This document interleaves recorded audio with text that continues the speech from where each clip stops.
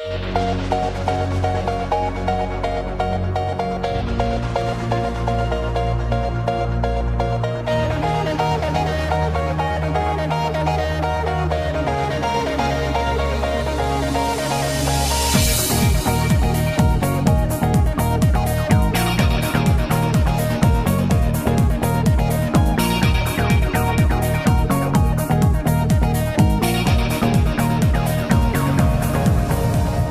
1998 FIA World Rally Championship consisted of 13 rallies, beginning with the wintry conditions of Monaco and then Sweden to test the drivers' skill. The third round took the teams to Africa for the Safari Rally in Kenya. Then it was back to Europe for the Mediterranean rounds in Portugal, Spain, and France. Round 7 saw the crews cross the Atlantic to South America for the Rally Argentina. Greece hosted the next round before the long haul to New Zealand. Then back to Europe, where Finland was the venue. No Rally Indonesia meant Italy, and the San Remo Rally was next. Australia hosted the penultimate round, and then to Britain for the traditional season finale. The Forests of Wales were also the venue for last year's title showdown, when Tommy Mäkinen, driving for Mitsubishi, won the Drivers' Championship by 1 point to beat local hero Colin McRae and take his second successive World Rally crown. For 1998, Mitsubishi were back, attempting to win their first manufacturer's title. On the information you already have, which tyres would you choose for the first? Tommy Mäkinen had a new co-driver, Risto Männisen-Mäki. We have been together doing rally in 1 week, so all the time things looks they are going better and better, so I'm confident to start this season. Richard Burns and Robert Reid were their teammates. It's fantastic, obviously, because I'm one of the 8 full-time drivers in the World Championship, and that's a priceless opportunity. Subaru were chasing their 4th consecutive manufacturer's title this year and had 1995 world champion Colin McRae and co-driver Nicky Grist leading their pursuit. Their teammates were the Italians Piero Liati and co-driver Fabrizio Pons, who were contesting all but 2 of the 13 rounds. For me, in the asphalt now it is 100%, in the snow, in the gravel 90%, but this year for me it's very important for the experience. After testing and development work on several of last year's rallies, Toyota had high hopes for their Corolla World Rally car, which was still to win its first rally. I think the car has a very good potential, but still I think it's a lot to come, and that is very encouraging. With double world champion Carlos Sainz, the team had every chance of fulfilling their aspirations. The Spaniard was backed by Frenchman Didier Auriol. We look forward to have some victory. That is more important for me, and one title for Toyota. The Ford Escort ended its last competitive year before it's replaced by the Focus. Veteran Juha Kankkunen and co-driver Juha Repo led their assault. We have done quite a lot of work now again for the car, and it feels very good, and Bruno is a nice teammate, good guy. Belgian Bruno Thierry was delighted to be the Finns' teammate. For sure it's maybe one of my last chance, because Ford has been able to give me this opportunity for the full championship, and now I have to take this opportunity with 2 hands. The glitz and glamour of Monte Carlo, famous for money and motorsport. The tiny Principality of Monaco hosted round 1 of the 1998 FIA World Rally Championship. On the Monte Carlo Rally, more than any other, tyre choice is critical. Studded tyres, wets and intermediates all feature, sometimes on the same stage. 30 left backs, 50, K right minus long. When a stage starts in one valley, heads over the mountain and then ends in another valley, conditions can change several times. If we ride with Richard Burns on one stage, it starts with patchy ice over tarmac, moves to full covering of snow, and then back to icy tarmac again. All this in just a few miles. Leg 1's 6 stages took the crews from Monte Carlo through the mountains to the town of Gap. Oriol was fastest on stage 1, but with drivers having to choose one type of tyre for 2 stages, he found himself on the wrong tyres for the second stage. A bad choice of tyre, you know, you have a wrong information before the start of the 2 stage. We say, okay, Carlos, start with a snow tyre, it's maybe good to start with a rain tyre, but I am alone to start with a rain tyre. Piero Liati won in Monte Carlo last year. He and co-driver Fabrizio Pons moved into the lead after Oriol's problems, whilst Colin McRae and Nicky Grist were determined not to repeat their retirement of last year. Their only drama was a high-speed spin on stage 4.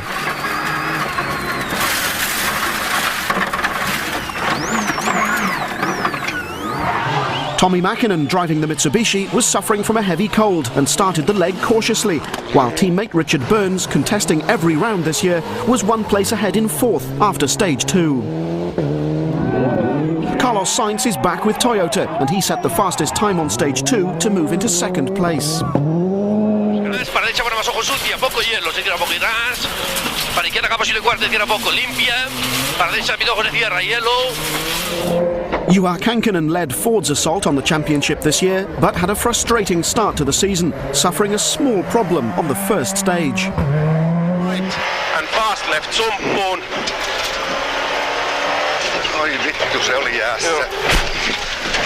And flat right and flat left. Just one slippery corner and hit the wall. How much damage? Like you can see, and then bent the wheel also out, and I had to do the next stage with the wheel open, so lost a bit of time there as well. Bruno Thierry drove the second Escort this year and made a cautious start. Tommy Mäkinen had a good afternoon, clocking up fastest times on stages 3, 4 and 5, moving himself into the lead ahead of the consistent Carlos Sainz, who retained 2nd place. As night fell, icy conditions began to cause problems. That collision cost Oriol his place in the top 10. We have understeering in the village Barcelonette. It's quite a little ice. It's a car understeering, and we hit a wall with the left. The Monte Carlo rally isn't one of Colin McRae's favourites, and he ended the day in 5th place. We haven't had a good day, and it was a disaster on the last stage as well. We took the wrong tyre. Enjoying his first rally in the Principality, Burns ended the day in 4th, although he'd found out how difficult the going could get. 50, slippy maybe, K left plus. Piero Liati led the Subaru Challenge to end the day in 3rd.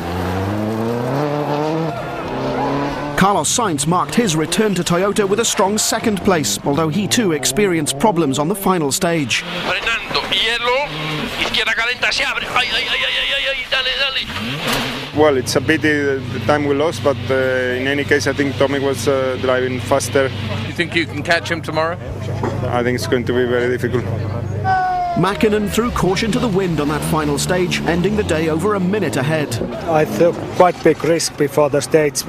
I chose tarmac tyre and all the others chose ice tyre.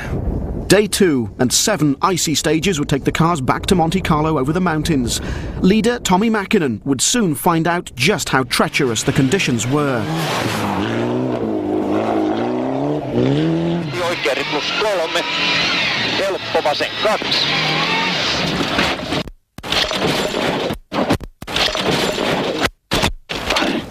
Left, right, which was a bit more slippy and narrow place, and just slide off, and we hit the front the wall, and we dropped down 10 meters. Carlos Sainz was now the new leader.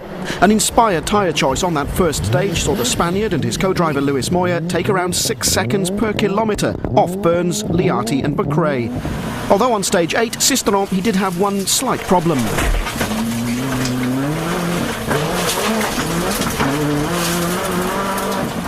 Kankinen shared Sainz's tyre choice, moving him from 6th to 2nd in just 1 stage.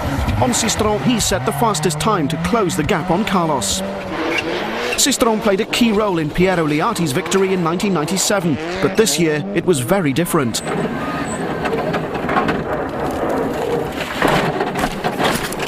This role cost him 30 seconds.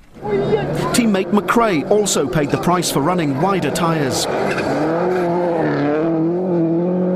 nothing happened. We didn't have any grip. The tyres don't seem to be working.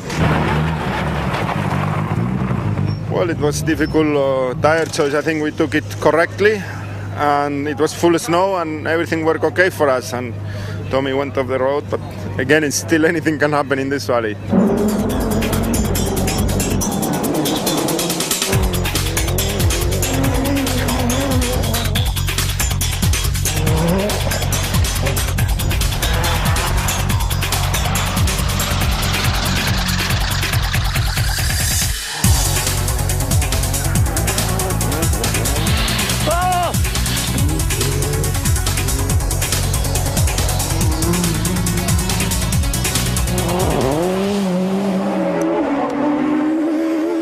Nightfall.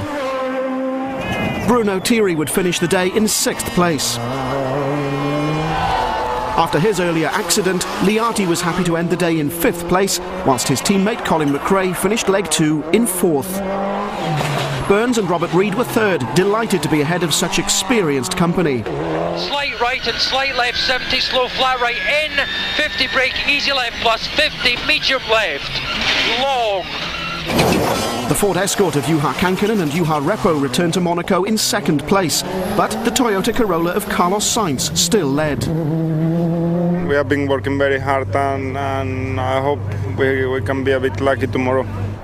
Day 3 saw the drivers compete over 5 stages in the mountains close to Monte Carlo. It was an early start for Sainz, who began leg 3 with a 55-second lead. But it was Bruno Thierry's Ford which set the early pace, battling with the Mitsubishi of Richard Burns. In the early light of dawn, though, the icy conditions caught out Colin McRae in the Subaru. 70.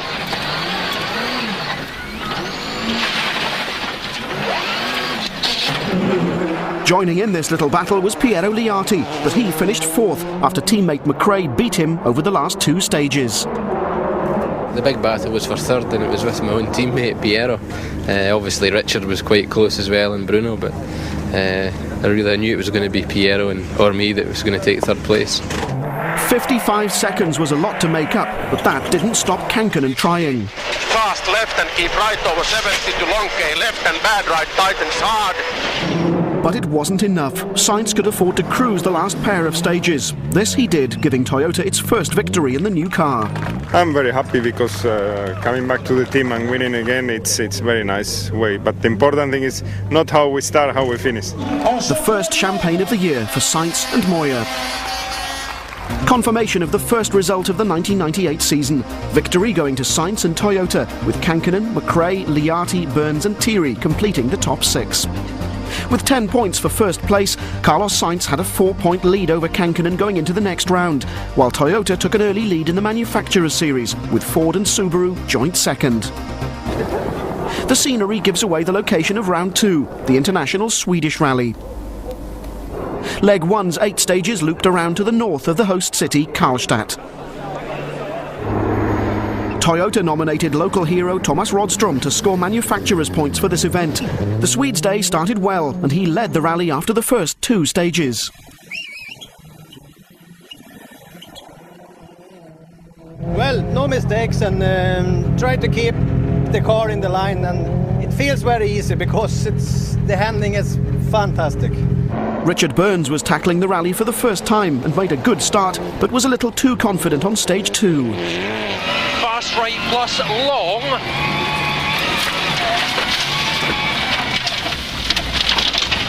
Can't see anything. The soft snow on the edge of the road trapped the Mitsubishi, losing him 9 minutes. Just went a bit wide on the exit of one corner, and the snow just dragged me in, and we ended up like in the ditch.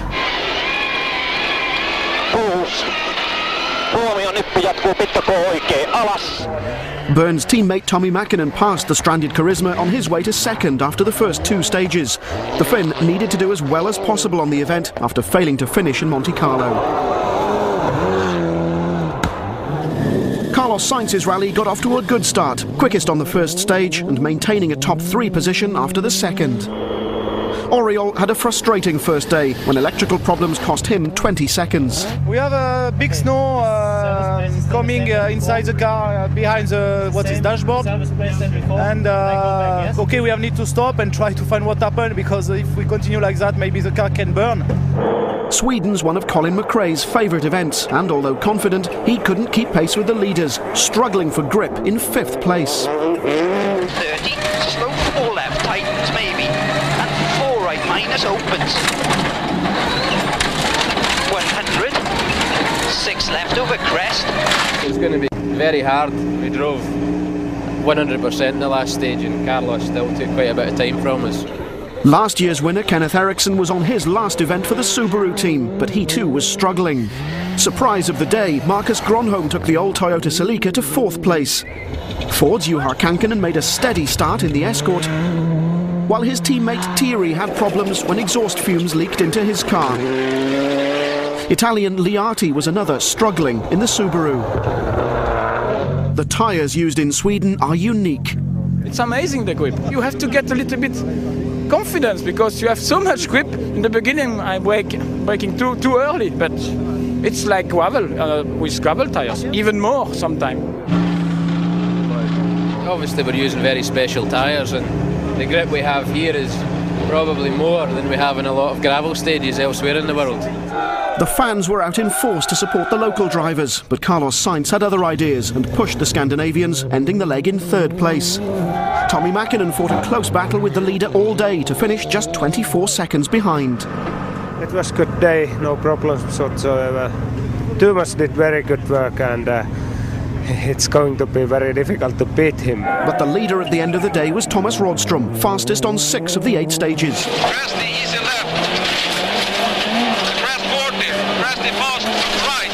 Tightens. Leg 2's 6 stages took the cruise from Karlstad to Hagfors and then on to the town of Borlänge.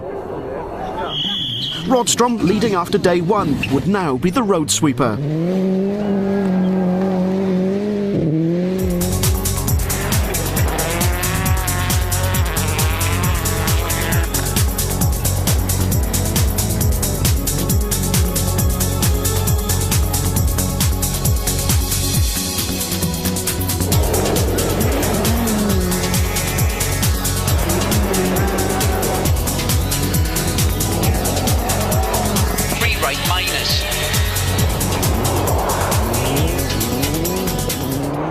The first 2 stages of the day saw Tommi Mäkinen lose 16 seconds to Rådström, whilst Carlos Sainz also lost time to his teammate, but gained on the Mitsubishi.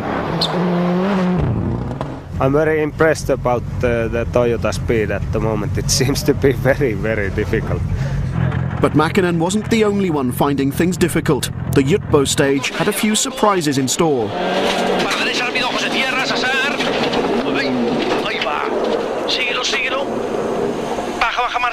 Well, always you spin in 6th gear. In a way, you have to be lucky to do not damage the car, but everything was okay. Carlos's wasn't the only 6th gear incident. His attention's drawn to his teammate's car on the side of the road, a result of this.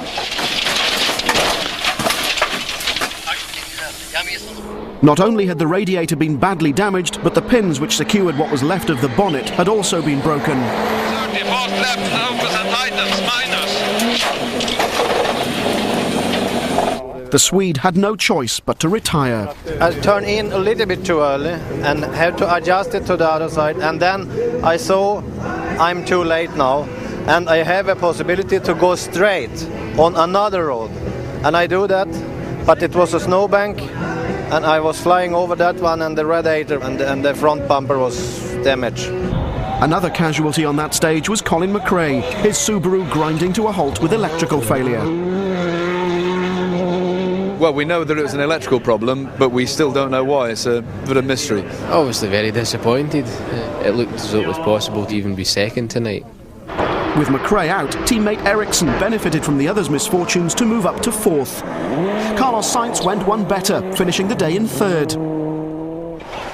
Juha Kankkunen had moved his Ford Escort into 2nd by the end of the leg.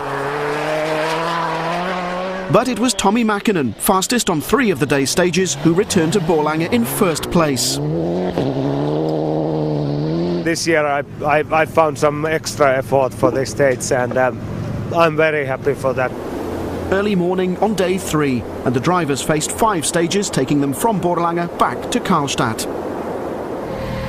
Tommi Mäkinen started the leg with over a minute's lead on second-placed Kankkunen, so the battle would be for second, with Carlos Sainz only 15 seconds behind. It was Sainz who took first blood. He and Luis Moya set the fastest time on stage 15, the day's first, to close the gap.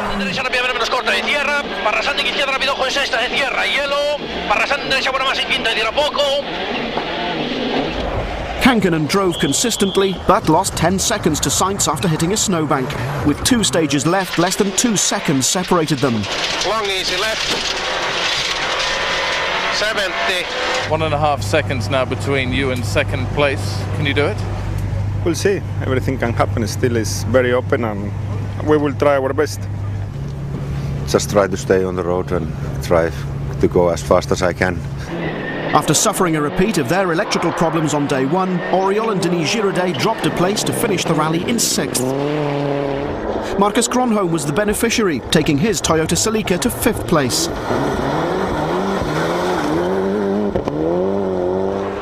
Kenneth Eriksson, meanwhile, bade farewell to Subaru with 4th.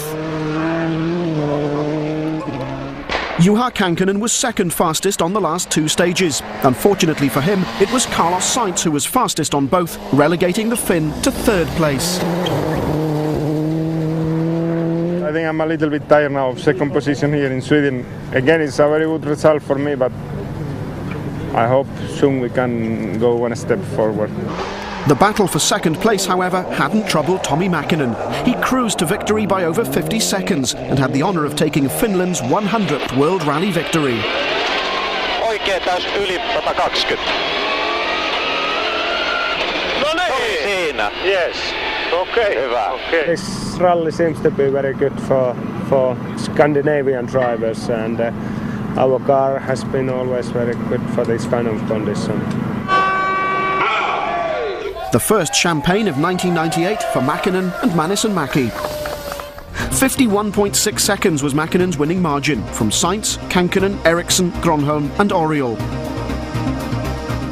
Carlos Sainz had now extended his lead in the World Drivers' Championship to 6 points, with second place shared by Kankkunen and Mäkinen, while in the Manufacturers' Championship, Toyota still led. Round 3 of the series was the first of 5 events outside Europe. Kenya's Safari Rally is based in the capital city Nairobi and covers over 2,000 kilometres during the 3 days. Leg 1's 6 competitive sections were in the hills to the south of the city. First over the rocky Kenyan roads was championship leader Carlos Sainz, who had a slow start to the rally after suspension problems left him 5th.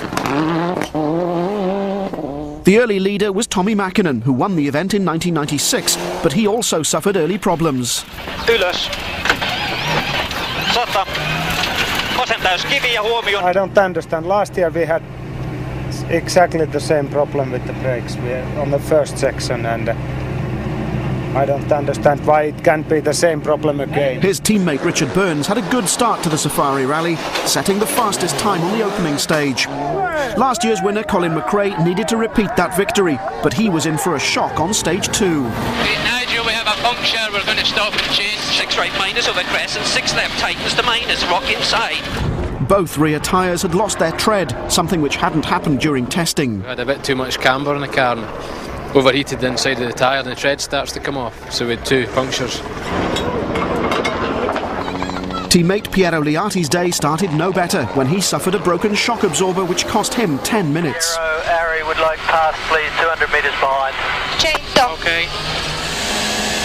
Ma quanto manca? Okay. Thanks from Ari.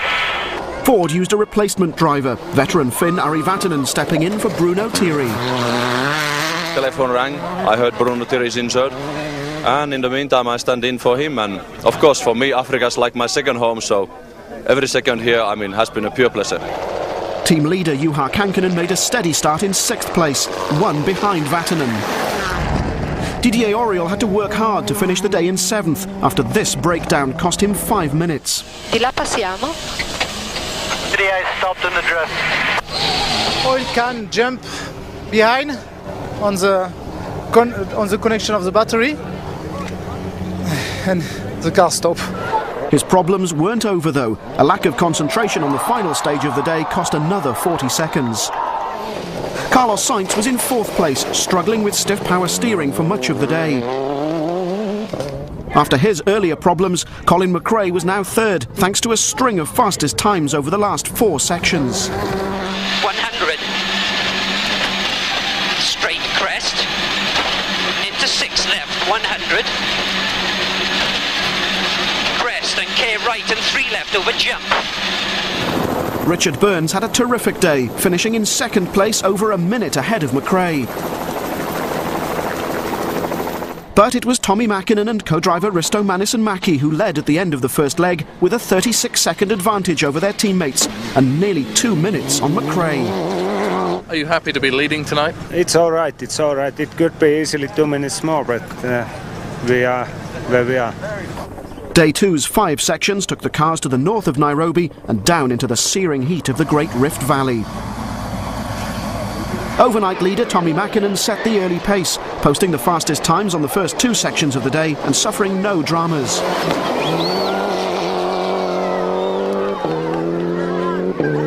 Not so fortunate was championship leader Carlos Sainz, who was the first casualty of the day when on the first section he made a rare error.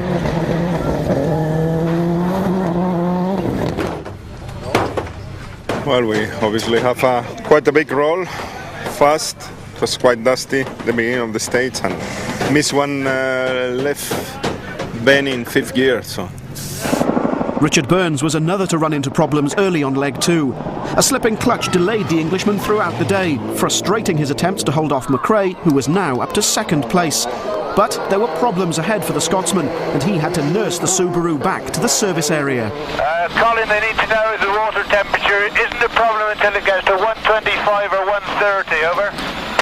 It is a problem, it's at 140. One look underneath the car confirmed it was going no further. The long faces say it all. Is it over? Yep. Finished. Another one.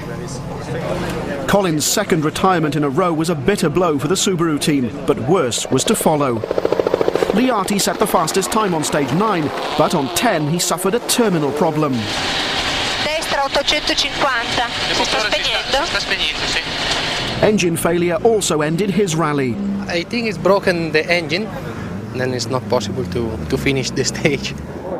Juha Kankkunen finished leg 2 in 4th place after broken suspension and another puncture rounded off a frustrating day.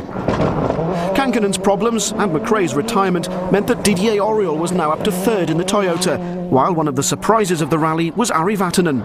Taking his Ford to 2nd demonstrated that experience still counts on the Safari. His first attempt at the rally was 21 years ago. There were, though, mixed emotions in the Mitsubishi camp. On the final stage of the day, with a clear lead, Mäkinen's engine gave up. Oh, se oli siinä. Sammu moottori. About 10 kilometers from the start, just the engine stopped, and I think it's cam belt broke, and that's it. Tommy's retirement meant that teammate Richard Burns, driving the Charisma, was now leading the Safari rally at the end of leg 2.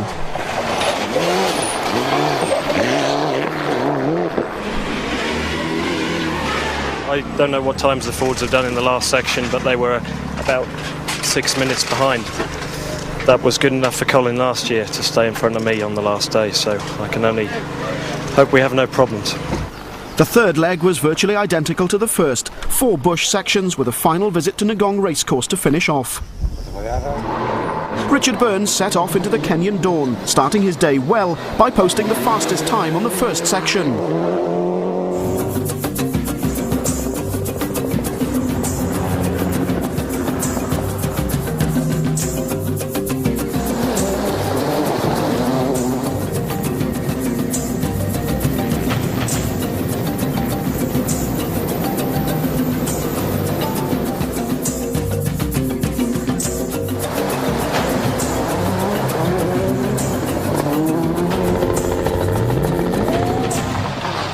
Stage 13, the day's longest, and championship contender Carlos Sainz had problems when the rear of his car hit a rock.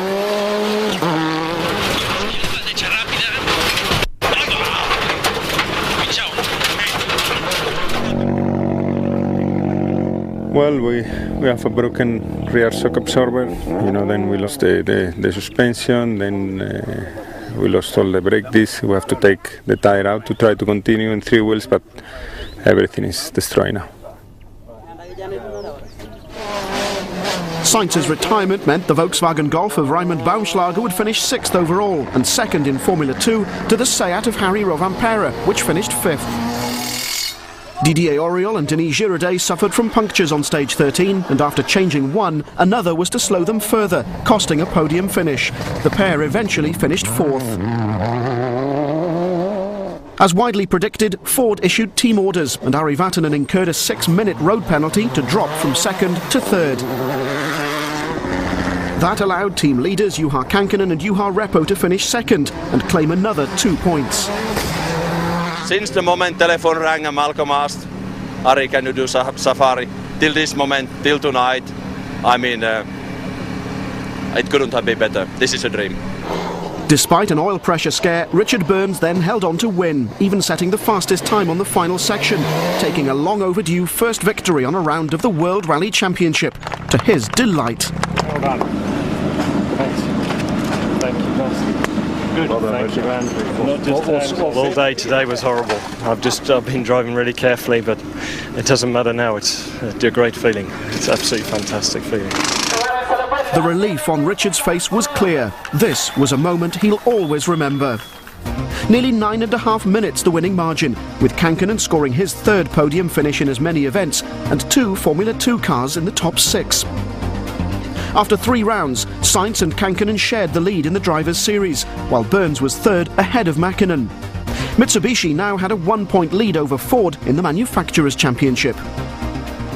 After 3 of the most demanding rallies on the FIA calendar, the championship returned to Europe for round 4 and the Rally of Portugal, where the thick dust and huge crowds are only 2 of the hazards. The city of Porto on Portugal's west coast provided the picturesque backdrop to the rally, and the first of Leg 1's 10 stages saw head-to-head action, with the drivers competing against each other.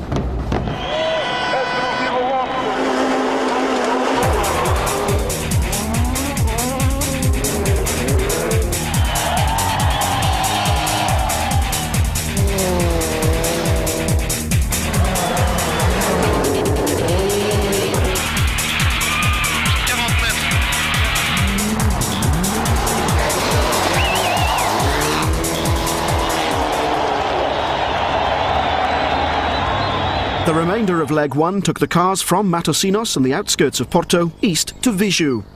After a poor start to the season, all eyes were on the Subaru team. Colin McRae set off at a tremendous pace to pull out an early lead. 3 left minus, into turn slow 3 left half,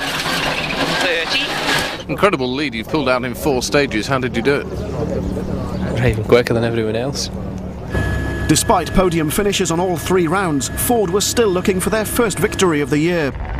Kankkunen was quickly on the pace and was in 2nd place after stage 4. Ari Vatanen again deputised for the injured Bruno Thierry and made a steady start to line 9th. Sainz and Moya were 3rd after stage 4, but Carlos wasn't happy. Not so good for us. I don't think we can be very happy at the moment. I got no feeling at all with the car, and it's very nervous. Tommy Mäkinen, meanwhile, knew he had to do well after a non-finish in Kenya and was lying 4th, ahead of teammate Richard Burns. Despite leading after the first stage, Didier Auriol suffered gearbox problems and dropped out of the top 10. Piero Liatti had no real problems, but couldn't match his teammates' pace and ended the leg in 7th.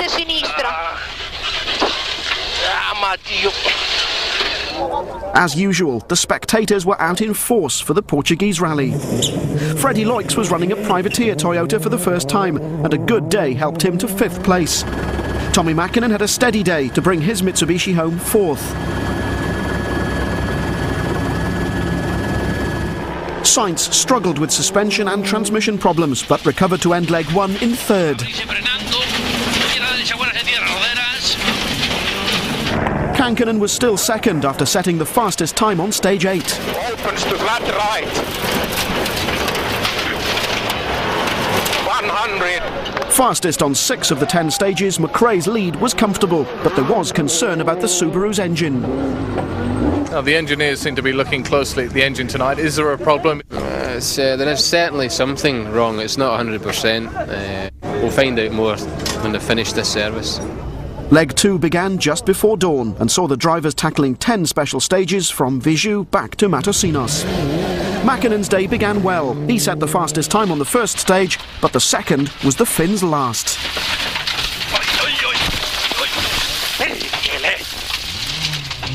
Didier Auriol, meanwhile, continued to struggle with gearbox difficulties, and a spin cost the Frenchman 20 seconds. The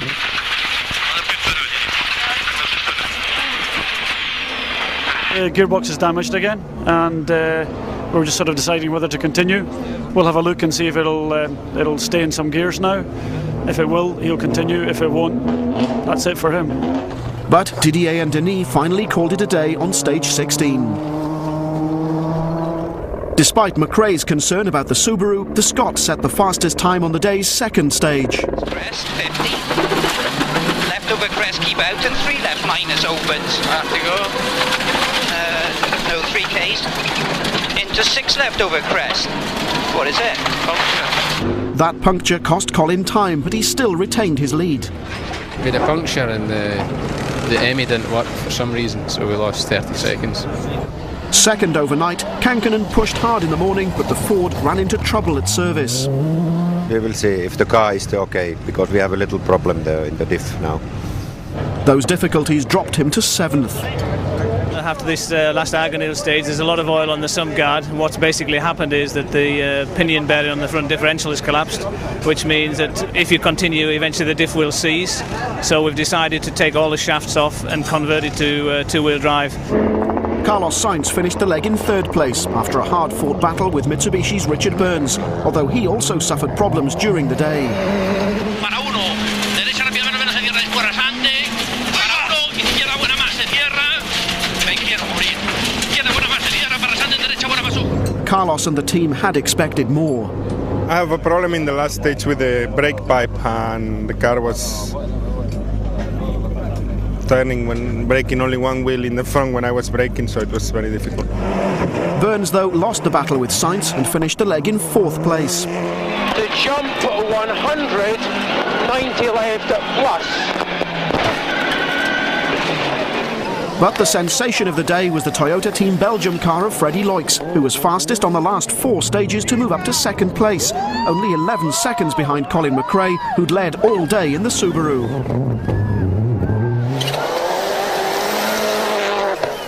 Are you surprised that Freddie came on so fast, so late, and caught up to almost 11 seconds behind? Yeah, I mean, Freddie wasn't a guy we were thinking of at the start, but I mean, fair dues to him, he was going really well. We did today a long day and we had completely no problems with the car, and that's always helping. Leg 3's 8 stages used many of the same roads as Leg 1, and on stage 21, the day's first, McRae threw down the challenge.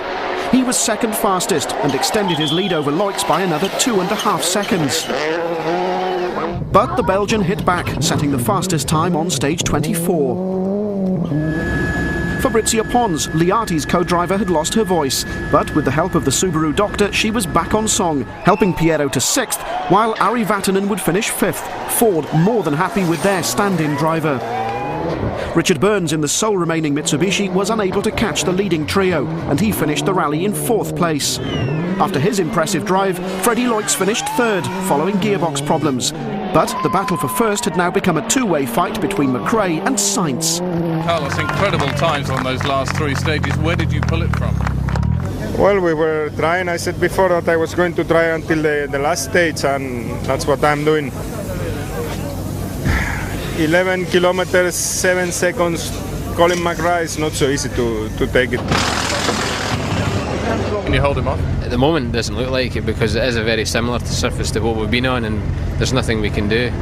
With 1 stage to go, Colin and Carlos prepared themselves, but it was the Spaniard who'd have it all to do, and the spectators knew it, gathering for what looked like being a sensational stage. McRae is a hero in Portugal, and the fanatical spectators cheered him on through the 11-kilometre section. Sainz set off in pursuit. 50, 4 right minus over crest. 30k to right. Okay. Colin now had to wait for Carlos. Seems that's enough. Reports from Sainz's team suggested that halfway through the stage, he'd already taken 4 of the 7 seconds back. Izquierda rápido, ojo corta, con fe, para 2, con fe, rasante izquierda rápido, ojo corta, para 2, rasante derecha calenta corta, frenando mucho para izquierda, viene más en tierra. Carlos stopped the clock nearly 5 seconds faster than Colin, but it wasn't enough. McRae the winner by just over 2 seconds. I was very confident this morning, and then up until the second last stage, then it was a bit doubtful, but I knew it was going to be close, but okay, you have to be confident. Colin McRae and Nicky Grist could then celebrate one of the closest fought rounds of the World Rally Championship. Confirmation of the result, 2.1 seconds McRae's winning margin. Sainz's 100th championship event so nearly ended in victory, but it wasn't to be. The result, though, had enabled Sainz to open up a 6-point lead in the Drivers' Championship, while in the series for manufacturers, Mitsubishi and Toyota now shared the lead on 25 points. Round 5, the first all-asphalt rally of the year, was the Rally Catalunya in northern Spain. Local hero Carlos Sainz led the cars away from Lloret de Mar towards the town of Vic. Based in the resort of Lloret, Leg 1's 7 stages were run in the hills to the north of the town. With thousands of fans waiting expectantly en route, Sainz didn't disappoint them and was 3rd fastest on stage 1, although problems awaited him.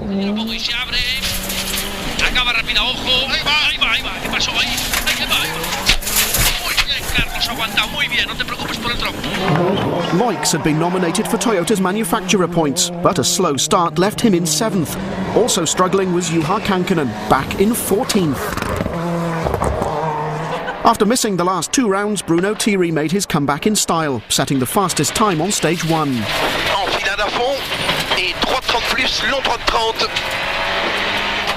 On stage 2, Didier Auriol was fastest and moved ahead of the Ford and into the lead. Mitsubishi were debuting the new Evolution 5 Lancer, Mäkinen making a steady start.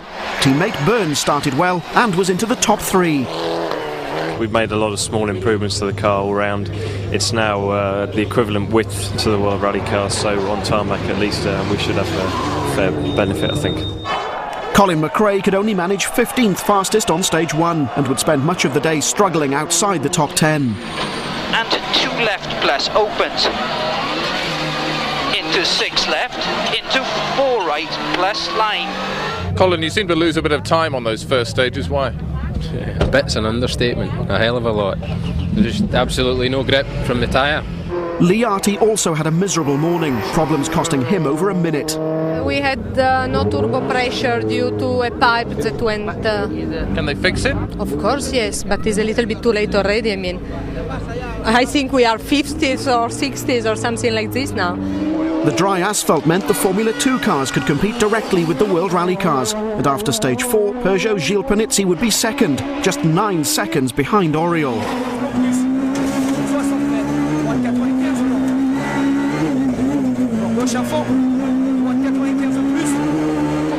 But it was the Citroën Zara kit cars making their debut which were causing the biggest stir. Filip Bugalski was 5th after stage 4, while Jesus Puras was 3rd. Richard Burns ended the leg in 5th place, exploring the limits of his tyres on the way. 20, key right, long. 4th was the Peugeot 306 of Gilles Panizzi, co-driven by his brother Hervé. The Belgian pairing of Bruno Thierry and Stéphane Prévost were 3rd. Jesus Puras and Carlos Del Barrio set the fastest time on the last stage of the day and returned to Lloret in 2nd place. But opinion was divided over the speed of the F2 cars. When we started this morning, I knew that the kit car could be in a very good shape and in very good positions in this rally because it's all asphalt and for the 2-wheel drive is a very good option. Normally they are on this kind of condition, they are very fast. It will be very funny if we allow a Formula 3000 start in a Formula 1 race and suddenly start to be faster than the Formula 1. For me that is ridiculous. Do you think that a team like Peugeot, who are not doing the whole World Championship, should be able to get points against the World Rally team? Yes, why not? It's the same problem we had last year. with the FIA's ruling and the specification of the cars, allowing the F2 cars to be quicker than World Rally cars, which is absolutely ludicrous. Only the rally on the tarmac, like here, Corsica or Sanremo, it's interesting because it's every car with the WRC, and it's only this possibility for us, for the two-wheel drives. But it was still the Toyota WRC of Oriol which led, fastest on 4 of the day's 7 stages. The car, it's what I like. And no problem, I am in a fight for the victory, so of course you have a little more motivation, but that it's normal, it's for everybody. If you are behind at 3 minutes, it's not the same feelings than if you are in a fight. Day 2's 6 stages were all well to the southwest, in the mountains near Tarragona. Oriol started leg 2 with a 17-second lead, and by the end of the 3rd stage of the day, he'd increased it to 35 seconds. The first stage, however, saw the end of Jesus Puras, his rally ending with engine failure. Thierry had problems of his own when a battery worked its way under the pedals. He was understandably upset. La pile, je ne sais pas ce que c'est, les caméras ou je sais pas quoi, tout ça tout le temps dans les pieds. Colin McRae, meanwhile, was annoyed at the behaviour of some of the spectators. Into 6 left, minus 100. Steady call. 6 left at 250. Piero Liati's disappointing rally would mercifully soon be over. In destra 50.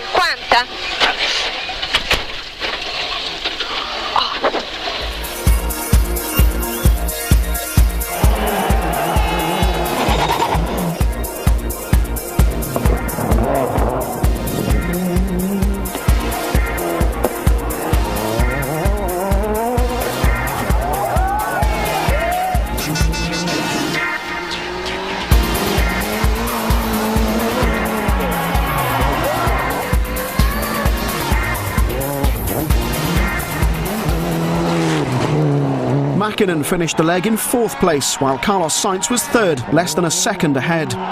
Toyota were having a good day, with Loix charging up to 2nd and Didier Auriol still leading by over 40 seconds, although remember it was Loix who was registered for manufacturer's points. It's difficult for me to talk about something like that, but the only thing I know, it was a decision from Toyota. The discussion we have with Ove Anderson, and he told me if you're leading the rally, you stay leader. Leg 3's 6 stages were run on the same roads as those of Leg 1. Auriol had been fastest on 4 of those stages, and the early morning saw the Frenchman comfortably defend his lead. Colin McRae had a miserable rally, the Pirellis offering less grip than the Michelins. Into 6 left and 6 right opens. First shot. His day, though, wouldn't improve. Can you change one or not? Does there come a point where it's worth continuing? The very question I'm asking myself at the moment. Unable to fix the problem, McRae retired. We've never broken one of these ever. Sainz, meanwhile, had problems of his own, the puncture-proof mousse failing, dropping him out of the points. I don't know the explanation. I just come into a right bend, and then suddenly I feel something was going wrong, and then I saw the mousse flying away, and then I have to finish the stage with a flat tire. Thierry didn't escape either, his Ford arriving at the service area with a 6-sounding engine. Out of your face says it all, is that it? Yeah, that's it, unfortunately. 3 stages to go, and some internal problem. We're not exactly clear what it is, but for sure the engine's been overheating. And we've lost Juha as well. What happened to him? I think Juha just slipped a little wide and went into a concrete parapet and broke the rear suspension. I mean, there's not a lot of damage, but unfortunately he's out of the rally as well. Gilles Panizzi finished the rally 2nd in Formula 2 and 6th overall. Philippe Bugalski in the sole surviving Citroën took the Formula 2 honours and finished 5th overall. Richard Burns was 4th on only his 2nd attempt at the Rally Catalunya, 1 place behind his teammate Mäkinen, who'd been battling with Loix for 2nd all afternoon, but lost out to finish 3rd after the Belgian set 2 fastest stage times. Links 80 kort en bocht 25 rechts 63 opent. Om links 50 geladen in. Auriol and Girardet, though, took a dominant victory, their first since 1995. I just proved now that when it's everything fine, I can still in a fight for victory, so I am very pleased. Congratulate Didier Auriol and Miguel Bordet for this outstanding victory. 53.9 seconds Oriol's winning margin, and Toyota won too, with the new Mitsubishi making a strong debut to finish in third and fourth. With Sainz and Kankkunen failing to score, the drivers' series looked a little different. Sainz still led, but Burns was now second ahead of Kankkunen, while Mitsubishi led Toyota by 1 point, with Ford and Subaru trailing. The picturesque island of Corsica was the setting for the Rally of France, round 6 of the FIA World Rally Championship. Leg 1's 6 stages looped around Corsica's capital, Ajaccio. Fastest on stage 1 was the Subaru of Colin McRae. The Scotsman had found Catalunya difficult, but with a new tyre from Pirelli and damp conditions, he was back on form. The start of Bruno Thierry's rally, though, didn't go quite so well. We had a spin on the first bend in the third stage. After 100 meters, I went off, and impossible to find the reverse gear, because with this sequential gear I was a little bit under pressure, nervous, and lost a little bit of time. Piero Liati and Fabrizio Pons would also have a frustrating morning and would be 12th going into the afternoon. Per destra 2+. On stage 2, Tommy Mäkinen took the lead. The new Evo 5 had made a promising start in Spain, and the Finn was immediately on the pace. Sainz too had a good start to the day, setting the second fastest time on the leg's first stage. Para izquierda corta en cuarta de tierra, para derecha corta en cuarta de tierra, para izquierda buena más, se abre, abrirse uno, izquierda careta de tierra. Didier Auriol won the rally 6 times, but was off the pace in 6th place. Richard Burns made a cautious start to his first Tour de Course and was 8th quickest at the end of the day. Flat left over crest and flat left 80, easy right plus. 60. But again, the Formula 2 cars were a force to be reckoned with. Francois Delacour led the charge, whilst his teammate Panizzi finished the day in 7th place.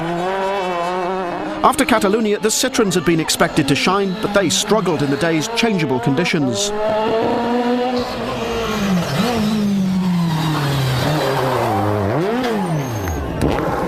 The weather deteriorated in the afternoon. Torrential rain was now falling, and Mäkinen lost his lead to Sainz after water affected his engine's management system. It was quite heavy rain, so it's very really so that some water dropped down in the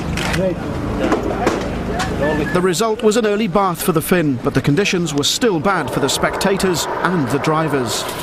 Gauche 30 et épingle gauche 40, backyard. Épingle gauche 40, backyard. Bruno Thierry managed to stay on the road to finish the leg in 5th.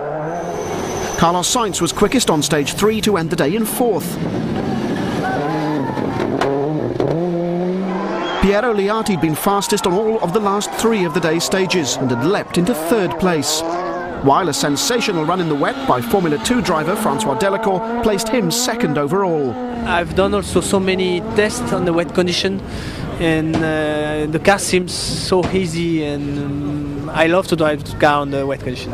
But the leader was Colin McRae, putting the Subaru back in front. We just got it right in this sort of weather. You do your best to try and find out what the situation is with the weather, but you know there is a bit of luck involved, whether it stops raining or starts raining again, and we got it right. Drier conditions were forecast for the second leg's 6 stages, which were run in the mountains around Corte, using stages which hadn't been run for several years. McRae started day 2 with a charge, setting the fastest time on both of the first 2 stages, extending his lead to almost 40 seconds.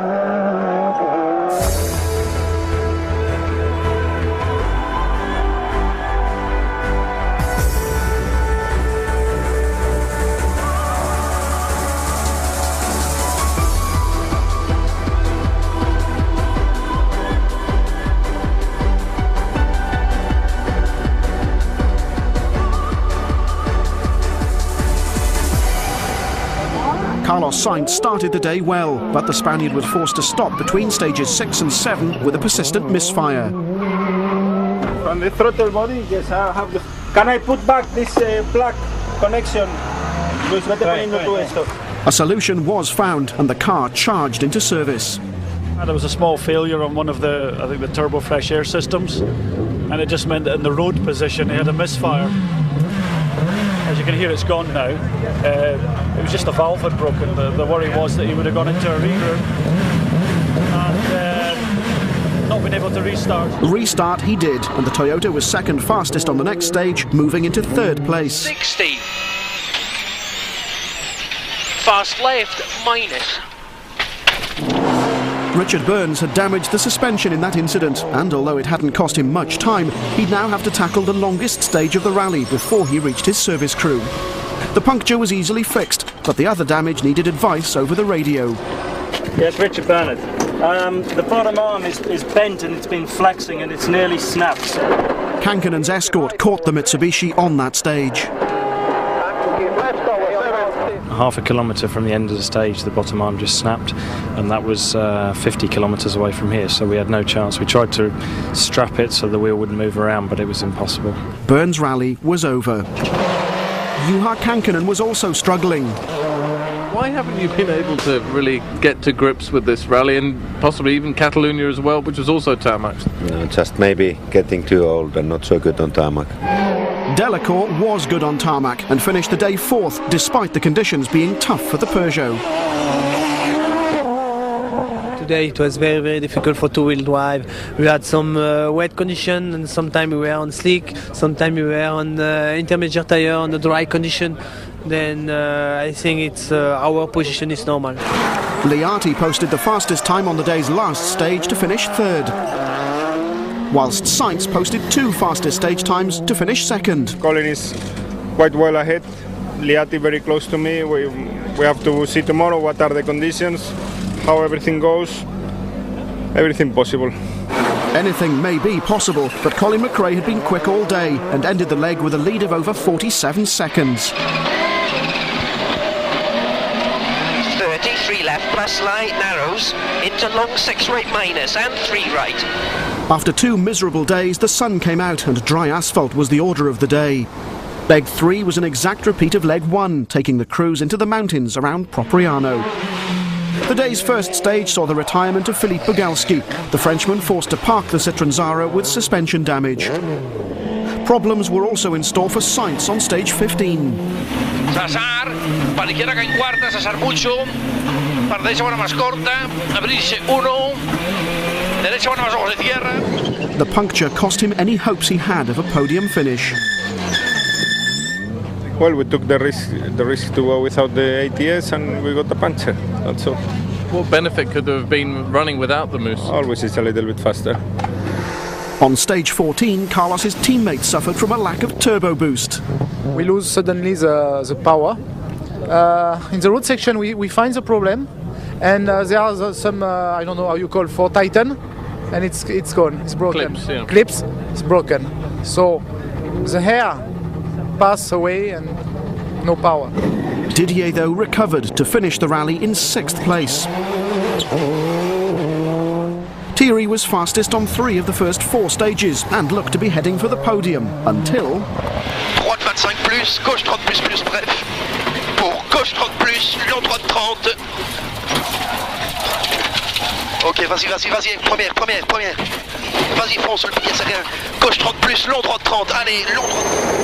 5th then for the Belgian, and 4th place went to Panizzi in the Peugeot 306. But the battle was on for 2nd between Delacour and Liati. Francois Delacour and Daniel Grataloup in the 2-wheel drive Peugeot versus Piero Liati and Fabrizio Pons in the 4-wheel drive Subaru.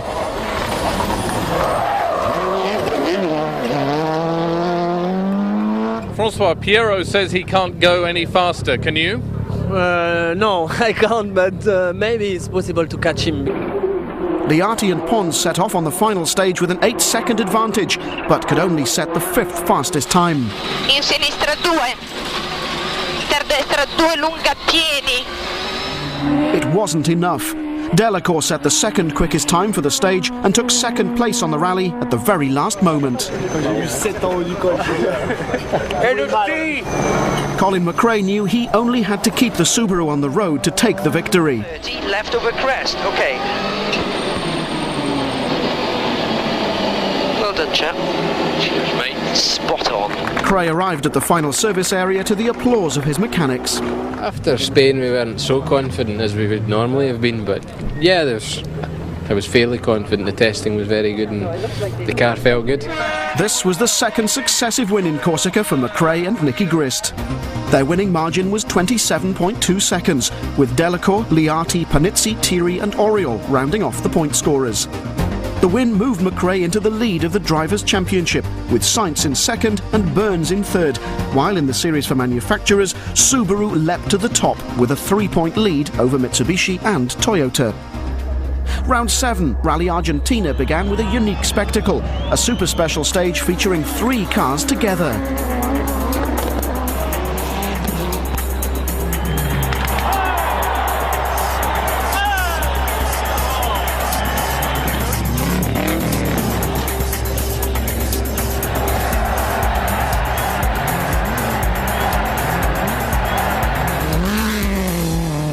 It provided thrills and spills for the thousands of spectators. Leg 1 took the competitors north of the host city, Cordoba, and it was Colin McRae that led the way after finishing first in the Super Special. The Scotsman still led after stage 2. But Didier Auriol set the pace on the third stage and took over at the head of the leaderboard. It was Mäkkinen's turn next, setting the fastest time on stage 4 to lead by under a second. Juha Kankkunen was also in touch with the leaders, despite running on only 2 cylinders, after water found its way into the electrics.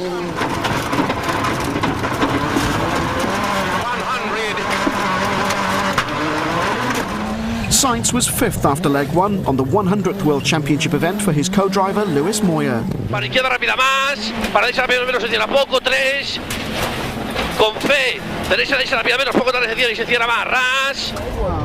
After losing time early on, Richard Burns pushed hard in the Mitsubishi to climb into the top 6, while a frustrating start for Liati left him unable to find a rhythm or a place in the point-scoring positions. 100. After running 3rd earlier in the day, Bruno Thierry's rally was to come to a disappointing end when he lost power on the penultimate stage of the leg and had no option but to retire.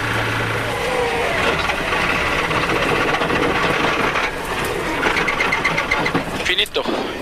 He got to the end of stage 8, but with no oil pressure. So, and it's obviously the engine's dumped the oil out, so can't continue really. The South American spectators know how to make the most of the occasion, and many were there giving their support to the spectacular driving of Colin McRae, who was quickest on 4 of the 9 stages to end the day in 3rd place. And slow 3 left, 30 clear, 2 right plus over jump, and 2 left tightens. No less spectacular was the reigning world champion Tommi Mäkinen, quickest on the leg's final stage, a figure of 8 super special. He beat Toyota's Didier Auriol to finish the day first, leaving the Frenchman second overnight.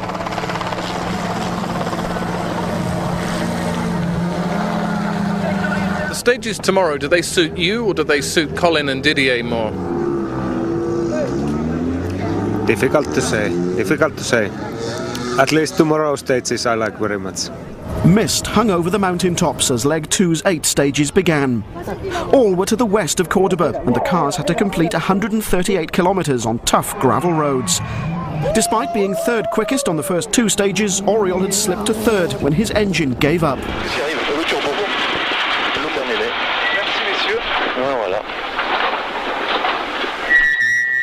We finished left corner in 3rd gear, I put 4 and I listen a noise, poof! And then no more engine. McRae was moving up the order after setting fastest times on 2 of the first 3 stages to take the lead off Mäkinen after the long stage 13. Colin, stage 13 was traditionally always Tommy's stage, not though this year. No, it's nice to beat him.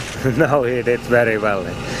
I was so surprised his time because I did also excellent drive, no mistakes at all, and he was still 2 seconds faster.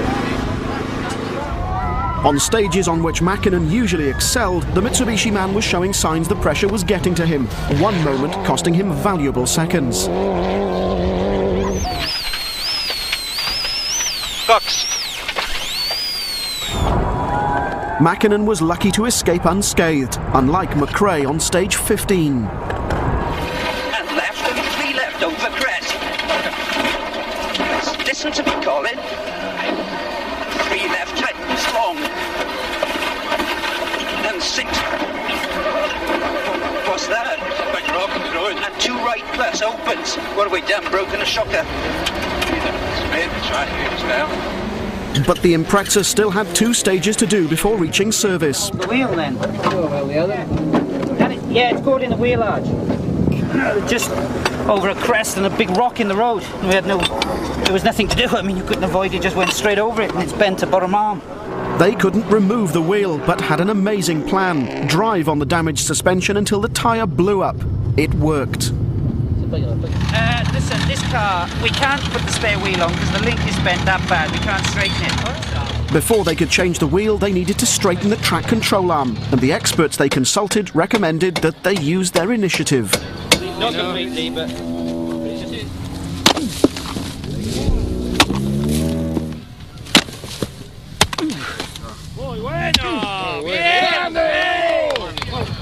The rough treatment worked, and the pair made it to the next control with seconds to spare. They picked up 2.5 minutes of time penalties, which dropped them to 5th place, but they were at least still in the rally. Incredibly, they set the quickest time on the next stage. All I can say is I'm incredibly impressed by what he did. How he did it, I don't know. We all assumed when we saw the car drive past on the road, we thought, you know, being realistic, that's the end of it. And when he came back on the radio and said he'd managed to take it off, straighten it and put it back on, we just speechless. You know, it's unbelievable. McRae's drama had elevated Burns to 4th place, which is where he would end the day. Ahead of the Mitsubishi was the Toyota of Carlos Sainz, who had his sights set on snatching 2nd off Juha Kankkunen, less than 10 seconds ahead. Just 8 seconds in it tonight. Can you catch him tomorrow? We'll see. It's an all battle already. I think we have been many times fighting, and we'll see what's happened tomorrow. Interesting fight with Carlos, and still the gap is about the same to Tommy, so the speed has been all right today. But it was now Tommy Mäkinen who led by nearly a minute.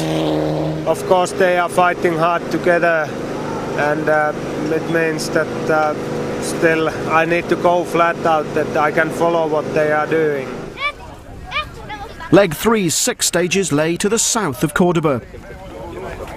Liati was never quite on the pace and finished the rally 6th, while teammate Colin McRae was quickest on 5 of the day's 6 stages, but failed to improve on 5th. Into 4 right minus tightens.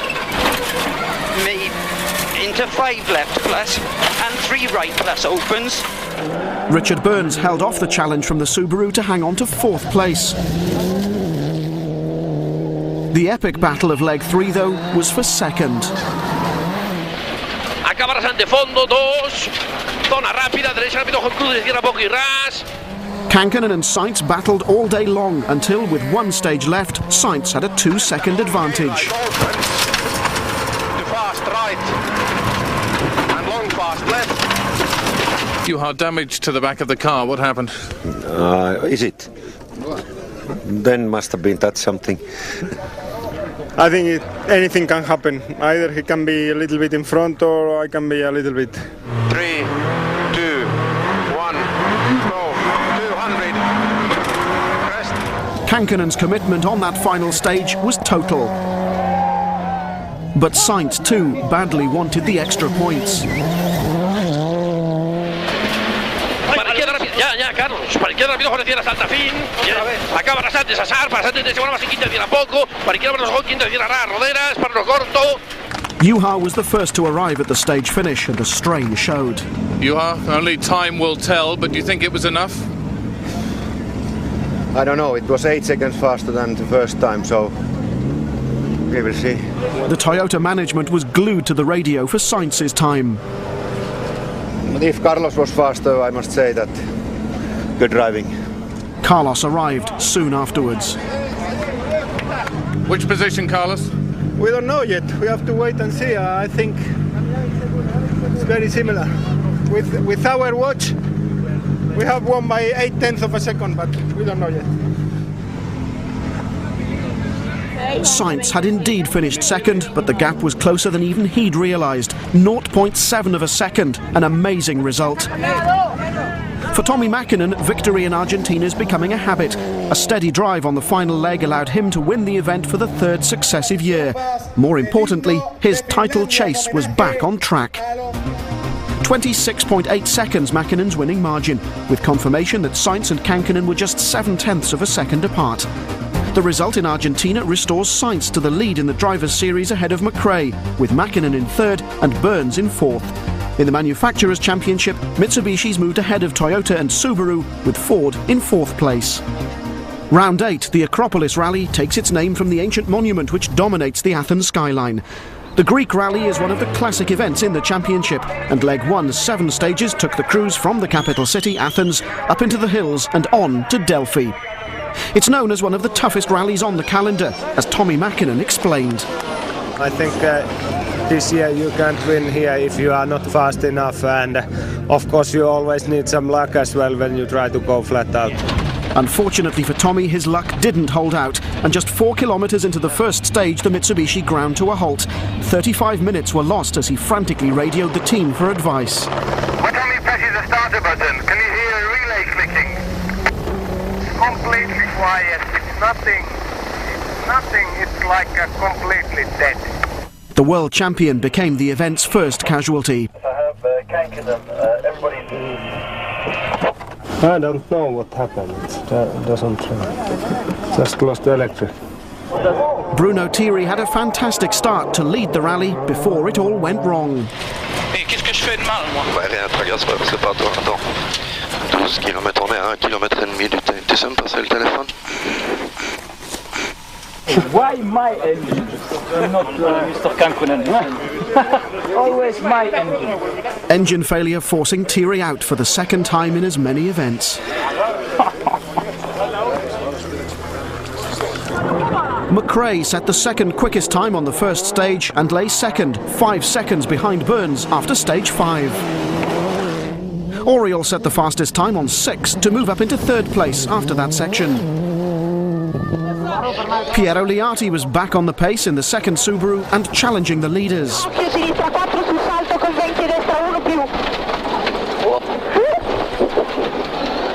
Juha Kankkunen and Juha Repo were 5th, Thierry's retirement putting extra pressure on the two Finns for a good result.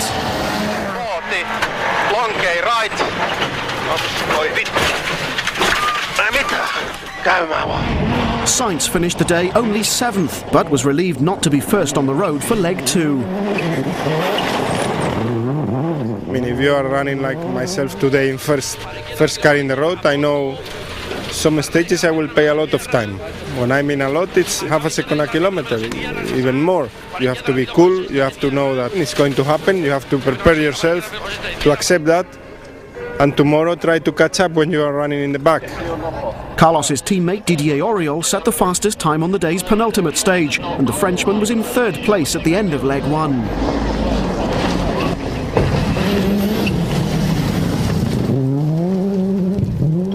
Ahead of the Toyota lay the Subaru of McRae.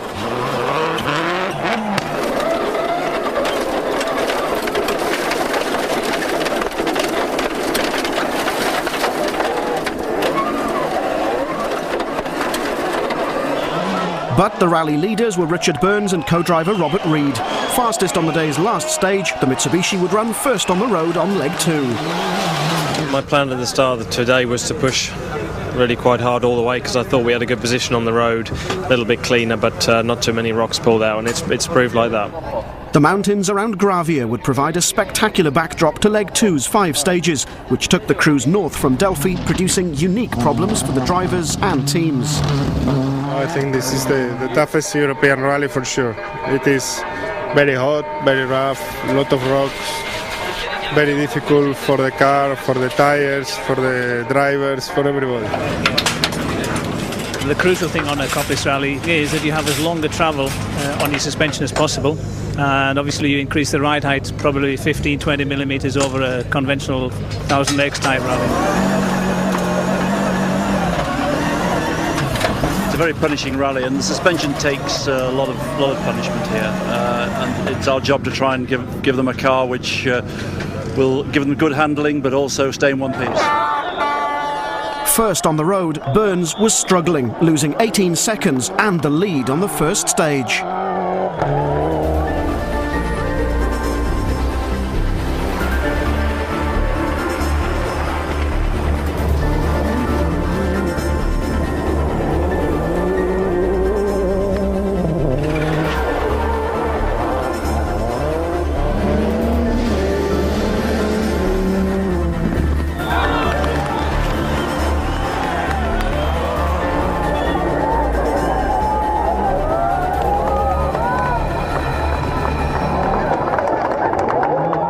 In just 3 stages, Burns dropped from first to 5th. 150, long crest. He'd end the day over 43 seconds behind the leader. Our tyres are virtually down to nothing after those 2 stages. We've got literally 2 ball tyres on the front trying to clean the road. It's impossible. Piero Liati started the day on a charge, setting the 2nd quickest time on stage 8 and moving up to 3rd. But a spin on stage 9 cost him time, and he dropped to 6th overnight.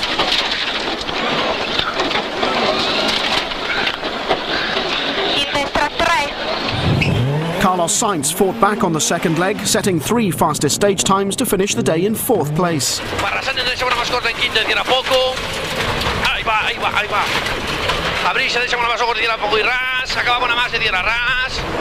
Kankkunen was 3rd, once again involved in a battle with Sainz.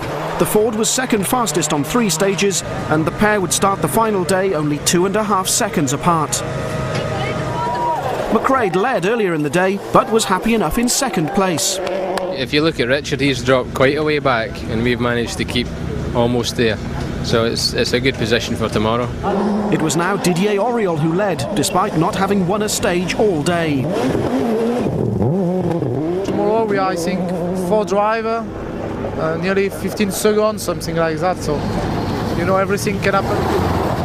Auriol would lead the cruise away from Delphi at the start of leg 3. Starting first had cost Burns dear, but the loose gravel had all gone. Leg 3, an exact repeat of leg 2.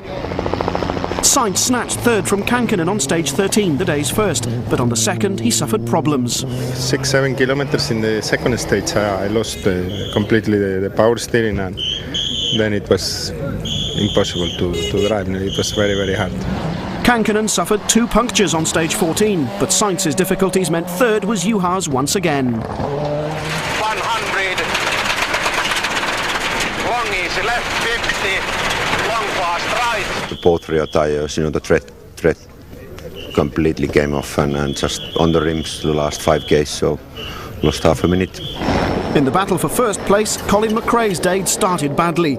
He'd been slower than the leader Auriol on the first 2 stages, the Frenchman setting the fastest time on both. 40 mètres, gauche à fond sur piège, droite à fond frein, sur droite 5+, droite à fond frein, droite 5+, sur attention gauche 5, attention plonge.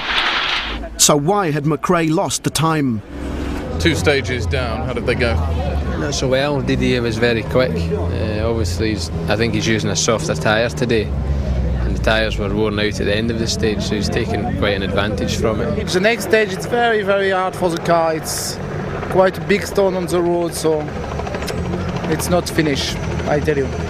Liati, impressive early in the day, finished 6th after losing 10 minutes in a ditch.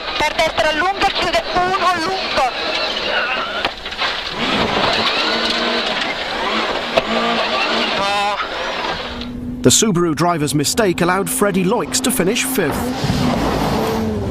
Sainz recovered from his earlier problems to finish 4th. First day leader Burns had a torrid final leg when, halfway through stage 15, the suspension broke. Big stone. Go 70. Let me have a look. Oh, we ain't getting anywhere, are we? No, doesn't look like it. Retirement for the young Englishman gave Juha Kankkunen a clear run to 3rd position. Auriol began the rally's penultimate stage with a lead of 16 seconds, but after dislodging a circuit breaker and losing time, he knew 2nd was all he could hope for. Oh putain, s'y arrive. Pas calé ce code. Didier, your face says it all. What happened? Okay, the car stopped in the stage about 30-40 seconds, and It was one connection gone. That's it. Didier's problem helped Colin McRae to his second Acropolis victory, much to the team's approval.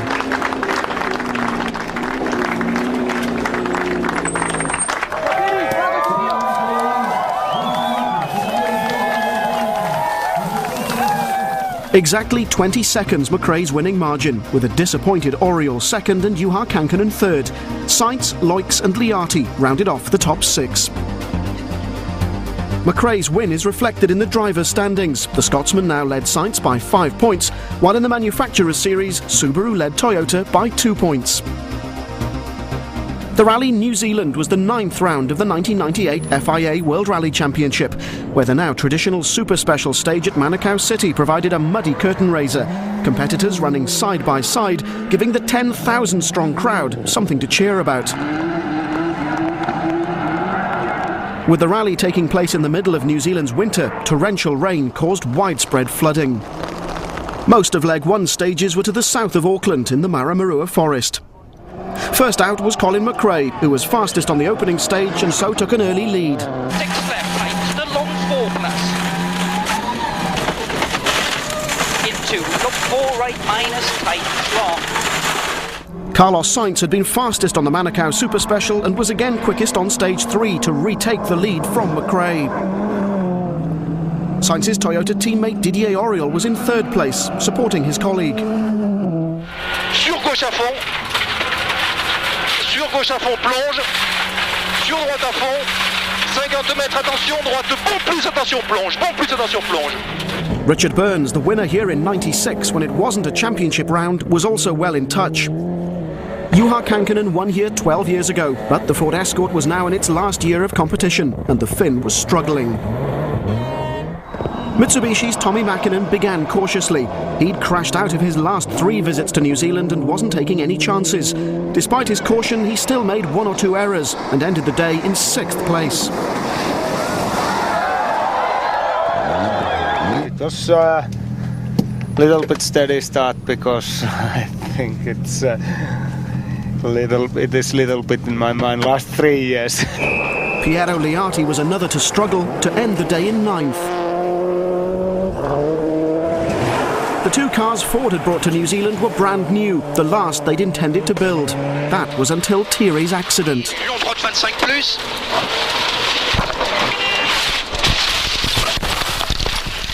I cut a little bit in the grass, but in the grass was a big stone and I hit with the front left and I went on 2 wheels and then no room to control the car and then the car starts to roll and we rolled it into the ditch.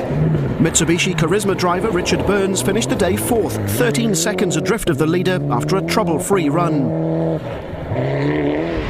Sainz, who'd swapped the lead with McRae 3 times during the day, was 3rd with 1 stage to go.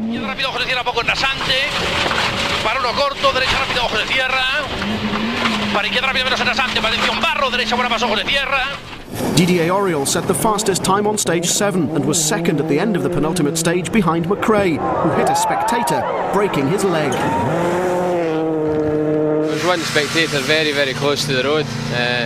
Obviously we've asked the organisers to be very careful in these popular spectator areas. Leg 1's final stage was another super special at Manukau. But more than 24 hours of rain had turned the stage into a sea of mud, and it wasn't just the handling of the cars which was affected. Tactics also came into play on the stage. 137. Wait a second. Steady. Go now. Colin, first down to 3rd. Was that a tactical thing at the end of the day, so you're not running first on the road? Yeah, it was. I reckon it's better losing sort of 4 seconds and being 3rd in the road than first. So we'll see if it works tomorrow. My only problem is I don't know absolutely the stage, and if I would like to see the line of the another in front of me, but okay, now it's like that. We try the best tomorrow, and we see tomorrow. Leg 2 was run to the north of Auckland and originally consisted of 10 stages looping around Monkataroto. But due to the relentless rainfall, 2 stages had to be cancelled. Second fastest on the day's opening stage, Auriol was quickest on the next. Sur gauche à fond, plonge. gauche à fond, plonge, sur piège, léger gauche à fond sur Dodane, sur attention gauche, bon attention glisse, derrière. Teammate Sainz fought back on the third, clawing back exactly a second. The rain seemed to suit Richard Burns, who was second fastest on stage 12 and equal quickest on 13, moving him ahead of McRae, who'd lost 10 seconds after a spin on stage 12.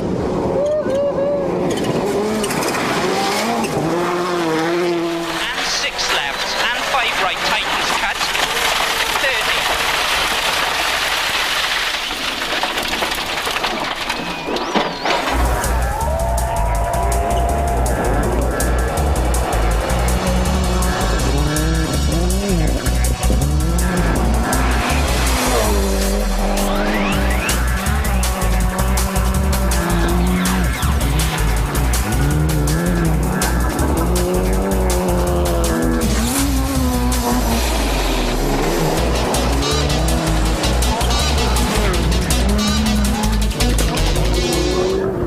But there'd be more problems for McRae. 70. 6 right and 70. Slow 4 right line. Colin had damaged his steering, was unhappy with the setup and ended the day in 4th place. The Subaru's problems meant that Burns could edge away. The Englishman would end the leg almost 10 seconds ahead of the Scot. Braking, care medium right plus, tightens onto narrow bridge, water, 50, K left plus, 20. But Toyota Corollas still held the top 2 places. Sainz had been fastest on 3 of the day's stages and was in 2nd place, while a determined Oriol had been quickest on 4 and so would start the final day in the lead, 30 seconds ahead of Carlos, with the Spaniard a further 14 ahead of Burns. We have to push hard because Richard is just behind us and Colin is also very close. So. No, I have pushed quite hard, because I see that I can arrive to catch a little bit today. So I say, okay, we need to try to do something today. We don't know what happened tomorrow. So. After 2 days of rain, at last the sun was shining. Leg 3 consisted of 7 stages to the south of Auckland. Oriol set off into the first of those stages at 48 kilometres, the longest of the event. But Didier lost 40 seconds and the lead when he spun. Gauche 60, bien propre là-dedans. Droite 5, attention. Qu'est-ce qui arrive? Elle a calé. Elle a calé, c'est pas ma faute. Lift the front. Allez, push. We stop one wheel in the really muddy, and the car don't want to move after when I start again the engine. So we need to wait some spectator, and so we lose about 1 minute. Richard Burns also discovered that the stage demanded respect when it ruined his point-scoring chances. I just clipped the inside of a corner. There was a lot of roadworks and some places you can cut across, and I tried to, and it just hit the inside and rolled over. But there was nobody there. We had to run and find some people to get the car back on its wheels. It took a long time. Colin McRae, meanwhile, set the fastest time on the stage, but his luck changed when the stage was repeated. And 6 left minus, narrows keep out, and leave it. And 6 left minus 1. Puncture. The puncture cost the Scot 3 minutes, which dropped him from 3rd to 5th. Sainz benefited from Oriol's problem and was leading after the 2nd stage of the day. Going into the final few stages of the rally, Liati struggled to match the time set by the leaders, but still managed to score a point for Subaru, finishing 6th, while McRae never recovered the time lost to the puncture and finished 5th. Juha Kankkunen, in the sole remaining escort, ended the rally in 4th place.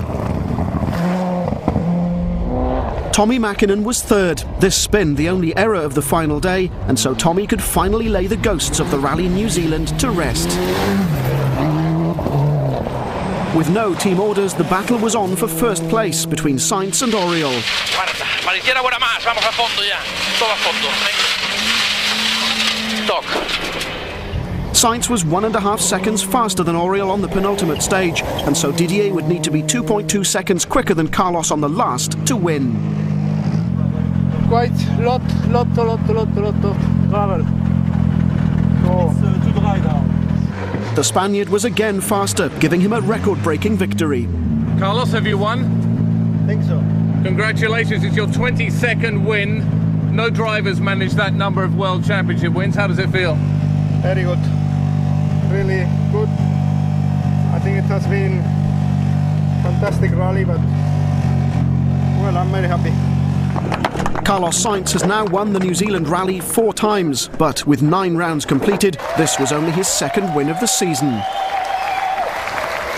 Oriol finished 4.1 seconds behind his teammate to give Toyota their second 1-2 of the season, with Mäkinen, Kankkunen and McRae rounding off the top 5. The result restored Sainz to the head of the Drivers' Championship leaderboard, with McRae 3 points behind and Mäkinen 10 points adrift in third, whilst Toyota led the manufacturers once again ahead of Subaru, Mitsubishi and Ford. The Neste Rally Finland was the 10th round of the World Championship and home event for the reigning champion Tommi Mäkinen. At the moment for me it's such important to try to win it, because otherwise World Championship title would be very difficult.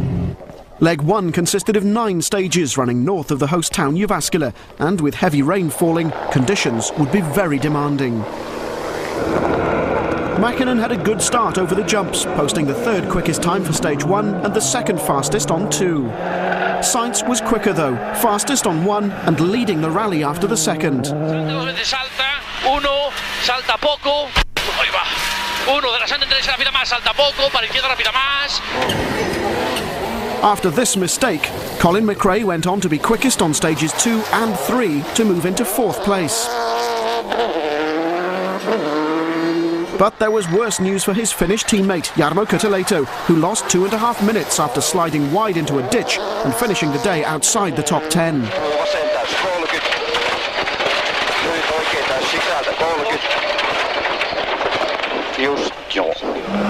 Juha Kankkunen, competing on stages just a few kilometres from his hometown, was equal second after stage 2. Whilst another local, Marcus Gronholm, driving for the Toyota team, was also in the hunt, posting the quickest time on stage 4. Not to be upstaged, his teammate Didier Oriol was quickest on stage 5. Richard Burns, here for the first time, was pleased with his times over the early stages. But Ford's Bruno Thierry was finding it more difficult to cope. Il coche 25 points. Oh, Bruno. Oh là là là là. It's a difficult rally for me in the moment. I am a little bit under tension and I'm not driving very well. Colin McRae's hopes of a point-scoring finish came to a premature end during stage 4, when his Impreza slid wide under braking and hit a tree, damaging the suspension.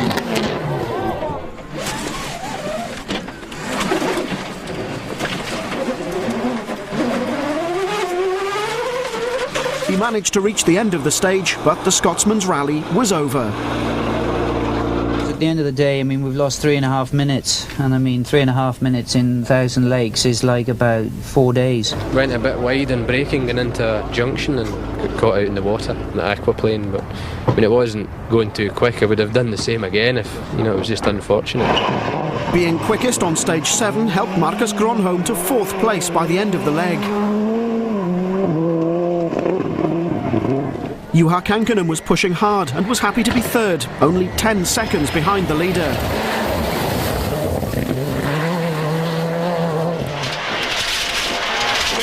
fast left over crest, keep in 50, long fast right, fast left to crest 120, flat left over crest 70. Carlos Sainz had kept up a good pace all day and set 2 fastest stage times to finish the leg in 2nd place, only 7 seconds behind the leader, Tommi Mäkinen. Difficult condition today on the stages because it was raining so much, and I think everybody has made some little mistakes. At least I did.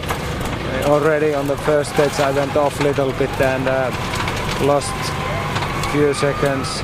With more rain forecast for leg 2, it would easily be the toughest of the event, as the crews competed over 9 stages southwest of Jyväskylä.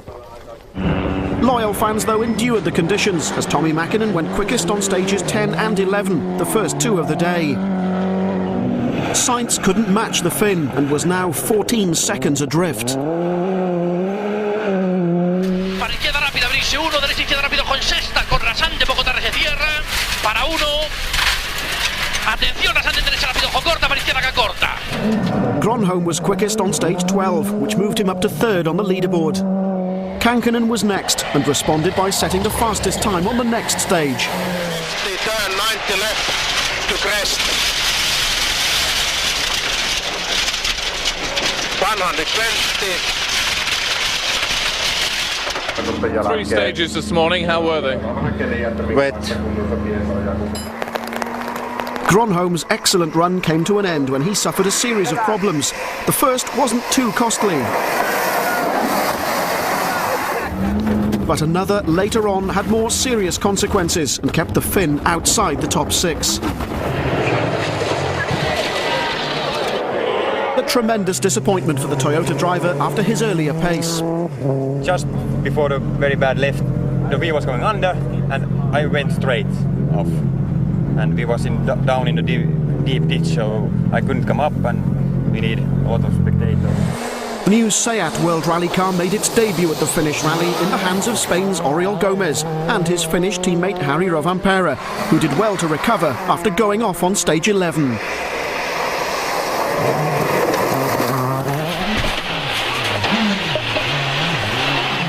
Rovanperä went off at the same place as Gronholm, but lost far more time. Yet more time was lost on stage 17 with a broken wheel. Following Gronholm's problems, Didier Auriol moved up a place to 4th. Juha Kankkunen retained 3rd place after a day-long battle with his old sparring partner Carlos Sainz, who set 2 fastest stage times in pursuit of his championship rival Tommi Mäkinen. Still touch with Carlos and I try again tomorrow. I think I have to try to stay in front of Juha, and we'll see. It's still not finished. Tommi posted 4 quickest stage times to end the leg with a clear lead of over 34 seconds. Oikein miinus yli 8. Hyppy ja helppo vasen ylös. Ja huomio. Pitkä nyppy, hyppy 2, pitkä koo oikein plus aukee heti. It was very good, very good. I'm very happy it went very well. It was excellent lines and no braking at all if not necessary, and it was 120%. Conditions improved for the 3rd leg, which saw drivers complete 6 more stages.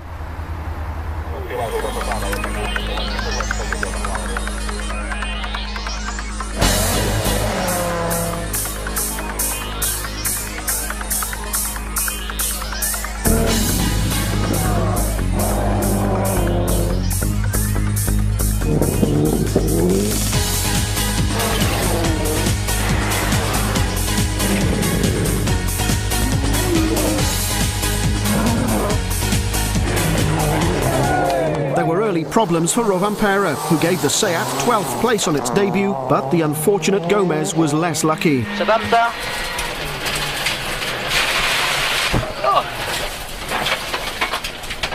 He retired 3 stages from the end.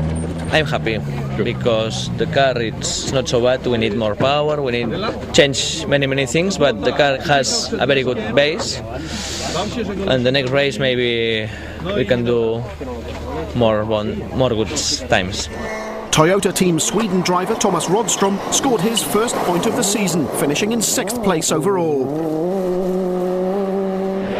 Britain's Richard Burns was happy with 5th place at his first attempt at this notoriously difficult rally. Sur gauche à fond, frein, sur attention. Putain Olivier, ça c'est malin ça, putain. Didier Auriol overcame that last stage drama to bring the Corolla home in 4th place.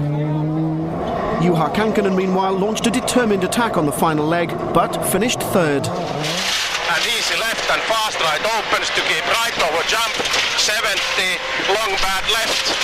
2nd place went to Carlos Sainz. I think I'm quite happy because Finland is not easy. Even to be 2nd, it's a good result and it's good for the championship. I'm pleased. But the rally victory went to Tommi Mäkinen. Ja nyppy täys. Oikea täys. Ja helppo vasen miinus yli 100. Nyppy täys 100. Nyppy täys. The Finn established a new record by winning the event for a 5th consecutive time. Tommy, fantastic result. Absolutely brilliant. Just what we need. It's important to win, but more important for me at the moment is thinking about World Championship round and thinking about to gain again third title if possible. That win would certainly help Tommy's championship fight. In the end, Mäkinen won by over 35 seconds from Sainz, who was just 10 seconds ahead of Kankkunen. Oriol, Burns and Rodstrom completed the top 6. Sainz now led the Drivers' Championship by 9 points, with Mäkinen and McRae sharing second place. In the Manufacturers' Series, Toyota had an 11-point lead over Mitsubishi. The Rally San Remo was the third and final all-asphalt rally of the year, and despite the sunshine over northern Italy, the event needs to be treated with respect. Sainz had an embarrassing start when he stalled off the start ramp. Leg 1 consisted of 8 stages in the mountains north of the host town, and with the locals out to support their Italian stars, Liati didn't disappoint, posting the fastest time on stage 1. Mäkinen, though, was second quickest on that stage and fastest on the next to take an early lead. Tiukka serpo oikein.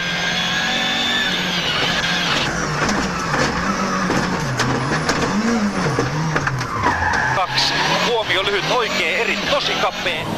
Sainz was also in the chase, and on stage 5 he moved up to third. But fellow championship contender Colin McRae had problems. 4 right plus into slow 3 right tightens maybe. Is it inflating? Slowly, and 6 left. This spectacular puncture dropped McRae down the leaderboard, and the Scotsman would finish the day in 9th place. Didier Oriols won the event 3 times and was up to 4th place early on. Bruno Thierry is a tarmac specialist. He and Stéphane Prévost were 6th. 5,40. Épingle droite 40 tard.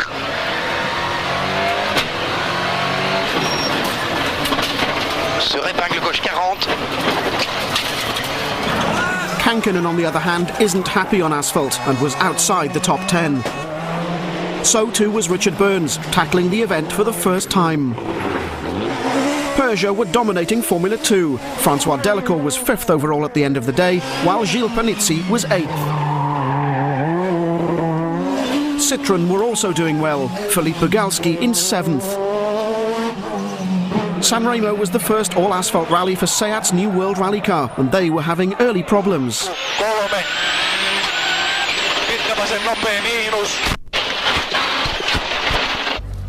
Harry Rovanperä was clearly going no further. Warning other drivers of the hazard, the Finn was unhappy to be the rally's first major retirement. Sainz dropped from 3rd to 4th after choosing the wrong tyres, whilst his teammate Oriol moved ahead of him to end the leg in 3rd place. Sur gauche à fond, sur droite à fond, sur gauche à fond rail, frein sur attention droite, 5 plis d'attention. 5 plis d'attention. Liati'd been fastest on 3 of the day's stages and was 2nd. Feeling is good, I think is 90%. 90%. Yeah. So you can go faster? Yes, yes. He'd have to catch the rally leader Tommi Mäkinen, who'd also been fastest on 3 of the day's stages. It's been quite a good day, no problems so far, and I've been just my concentration as high as possible. Leg 2 would consist of 10 stages, well to the east of the host town and very different in character to those of Leg 1. Mäkinen lost 2 seconds to Liati on stage 9, but the Italian would soon fall further behind. E destra 5, e per destra e sinistra 2 più. Cazzo, dov'era la? But Liati's waywardness didn't slow him too much, and he stayed 2nd behind Mäkinen. McRae and Grist desperately needed to do well, but their day started badly. 2 right tightens. 50. 2 left minus tightens. The narrow roads, combined with the unforgiving rock face, conspired to end Oriol's challenge for a 4th win. 5 attention, gauche à droite, 5 attention, 5 attention. Sur gauche à fond. Gauche à fond. Qu'est-ce qu'il y a à l'intérieur? C'est rien. C'est fini là. The one corner I have just cut a little bit and I don't see a big stone. And I take the stone and just try to stop the car, but the wheel was Kankinen was slower than his teammate, but worse was to follow. The fast left tightens to long medium left. Caution, keep right over 40. Okay, left, keep in.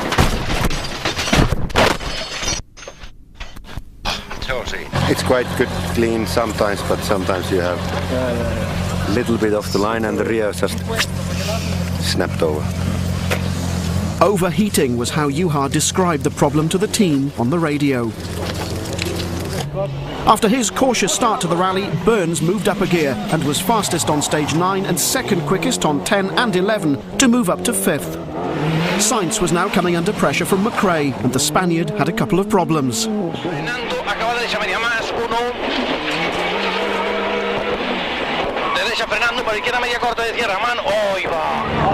Always at his most dangerous when fighting back, McRae snatched third place on the day's penultimate stage despite suffering a puncture, whilst his teammate Piero Liati completed the day 28 seconds behind the rally leader. Tommi Mäkinen, quickest on the last 3 stages of the day, was first overnight, and with a chance to rest, the drivers could reflect on the day's action. Carlos, how would you sum up today? Obviously not the best, but I think we have been pushing very hard, trying to keep the pace, but it wasn't possible. We couldn't have hoped for a better position today, apart from leading the rally, and there's no way that was going to happen unless Tommy and Piero had a problem, so it's very good. The spectators were more than happy with Liati's performance. The gap is too big, 28 seconds is a lot. Half a minute, it's a long way in this rally. If the weather is similar as it's been dry weather, I think tomorrow it's impossible to do anything. Tomorrow maximum speed, and then I don't know. Like the opening day, leg 3 would be fought out in the hills above San Remo. 6 stages over twisty, demanding tarmac with some stunning scenery.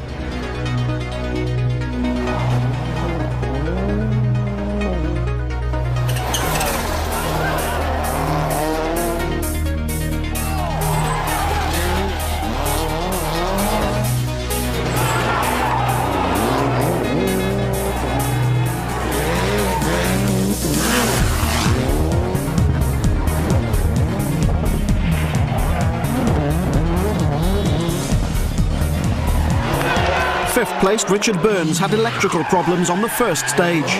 98 minus, long. We couldn't solve it before the stage, and during the first one, the car stopped like 4 or 5 times, and we lost 2 minutes. As a result, Bruno Thierry's Ford Escort inherited 5th, although he couldn't hold on to the position, losing it to Panizzi in the Peugeot 306 after the Frenchman was quickest on 4 of the day's stages.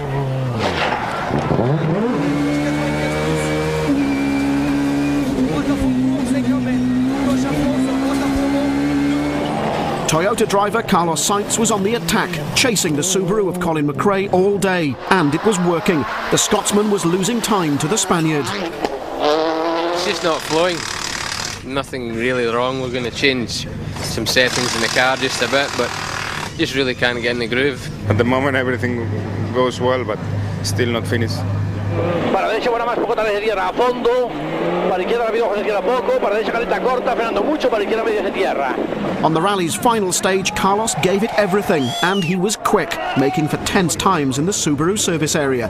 Colin couldn't afford to be more than 3 seconds slower. 6 left, into right, and 1 left tightens. McRae was 1.4 seconds slower than Sainz, but it was enough to secure 3rd place. And after the first day, the championship looked like it was going to be a bit of a disaster, but to get 3rd after what happened, I think it was all we could have hoped for. There was still the 1st place battle to resolve, but Liati, starting the last stage 20 seconds behind, settled for 2nd, which left Tommi Mäkinen to take his and Mitsubishi's first win on the San Remo rally.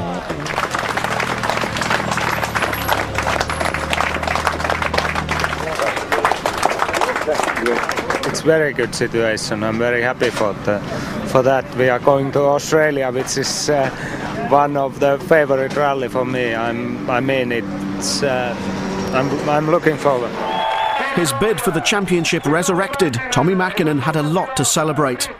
Confirmation of the result after an amazing final day. This was only Mäkkinen's second victory on an all-tarmac rally, and it couldn't have come at a better time for the Finn. Sainz still led the Drivers' Series, but the gap was now down to 2 points, and McRae was still in with a chance. In the Manufacturers' Championship, Mitsubishi closed to within 4 points of Toyota. The 12th round of the FIA World Rally Championship took the crews to Australia.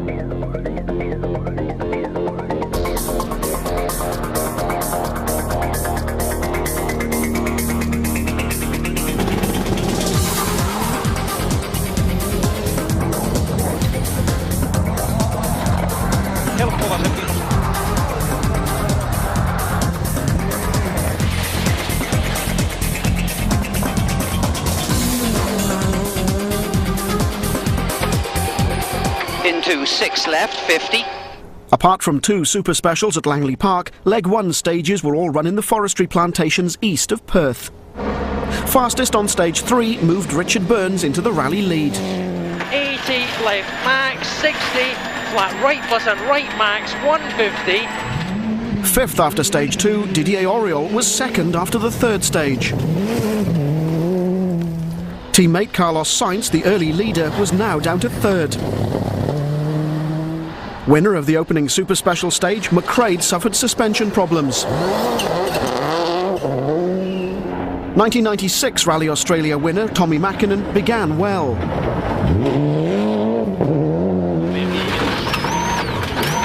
Kolmen. Pirun pitkä oikein nopea, tiukka varo sisään. Ja pitkä kova vasemmin. 4 times rally winner Juha Kankkunen drove superbly all day to remain in touch with the leaders, whilst his teammate Thierry could only manage 7th place.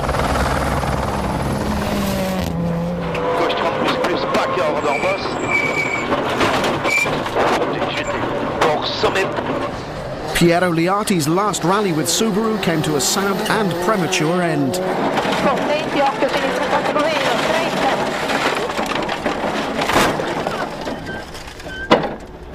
After the promising start, Mäkinen experienced a frustrating day filled with problems and had dropped outside the top 6 and out of the points. 16 kilometers still to go when we hit the stone and had to slow down. I'm more worried about at the moment. I think it seems that we have some road penalty. The pressure was mounting on the Finn, and the strain on his face told the story.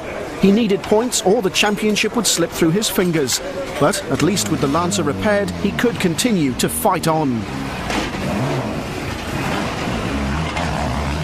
Carlos Sainz was third after the penultimate stage, but a win in Australia with Mäkinen out of the points would seal the title. Auriol's another past Rally Australia winner. He would be second going into leg 2. The drive of the day, though, was from Richard Burns, quickest on 7 stages to take a commanding lead. Well, to be honest, the amount of time that we were taking off everybody made it silly really to do anything other than just keep on going and keep on pushing. Sainz took a gamble, allowing 2 cars to pass him to sweep the road on leg 2. We decided to run in a closer order to Tommy and Colin tomorrow, and we will see. I hope it's a bit better than today. Leg 2's 8 stages took the crews south from Perth to the area around Collie. Burns would start with over a minute's lead, but the loose gravel is known to penalise the first few drivers. Burns drove well over the first couple of stages, but McRae, who was still in the fight for the driver's title, had problems ahead, which would drop the Scotsman further down the leaderboard. 70 caution, left over crest, tightens to 3-, gravel. Oh no. It broke a rear drive shaft about a kilometre into the start of the first stage. Is it a disaster, or have you lost not too much time? Well, we've lost a hell of a lot of time, and it's a disaster, yeah. I mean, we should have been making time this morning, not losing time. On stage 15, a moment's loss of concentration for Richard Burns was heavily penalised. That roll would drop the Englishman to 2nd place. I just cut too much inside a corner, and there was a bump on the inside, and it flipped the car. We didn't lose much time there and then, but it crushed the turbo pipe, and we lost power for all of that stage and the next one. And we dropped about, I suppose, a minute 20. the battered Mitsubishi managed to continue, and Burns would end the day still well in touch in 4th place, a position he shared with the Ford Escort of Juha Kankkunen and Juha Repo. 90 left, 50, turn long bad right, and 50. Trying as hard as he could, Didier Auriol couldn't hold on to his 2nd place and slipped to 3rd behind an inspired Tommi Mäkinen, who set 6 fastest times on his way to 2nd, keeping the championship fight alive. Ja vaseheri oikein. 7. Pitkä vasen nopea. Carlos Sainz's gamble had worked, from 5th to 1st on the 2nd leg, with the help of the road sweepers and Richard Burns' problem, and the battle looked set for the final day. I'm looking forward tomorrow very much because Panning's Forest has been always very good for me, and if Carlos is first car on the road, I mean it's a little advance for me. But his optimism was dashed after the leg's final stage. Tommi was judged to have jumped the start and was penalised a minute, giving Sainz the advantage. If it is like that, it's good for me. I mean, it was clearly Tommi was jumped the start. He was starting with the red line on. A distraught Mäkinen protested his innocence. I didn't jump. I just followed the clock. I didn't follow the lights when they should be equal with the time, with the watch. I just follow the time when it's running, and I just start immediately when it's 0. Daylight and the rally stewards had overturned the penalty. The start light system on this event is quite revolutionary, and unfortunately, because it wasn't in the regulations, it was an error on the organisers' part, and we made a protest on the basis that this was incorrect, and the stewards accepted our protest and deleted the 1-minute penalty. For me, this is a scandal. I mean, it was very clear yesterday what's happened. The bin was showing what's happened. 20,000 people saw what's happened.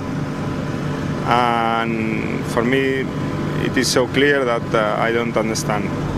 5 stages in the Bunnings Forest southeast of Perth would then settle the rally, and huge crowds flocked to the stages, sensing there was an epic battle in store.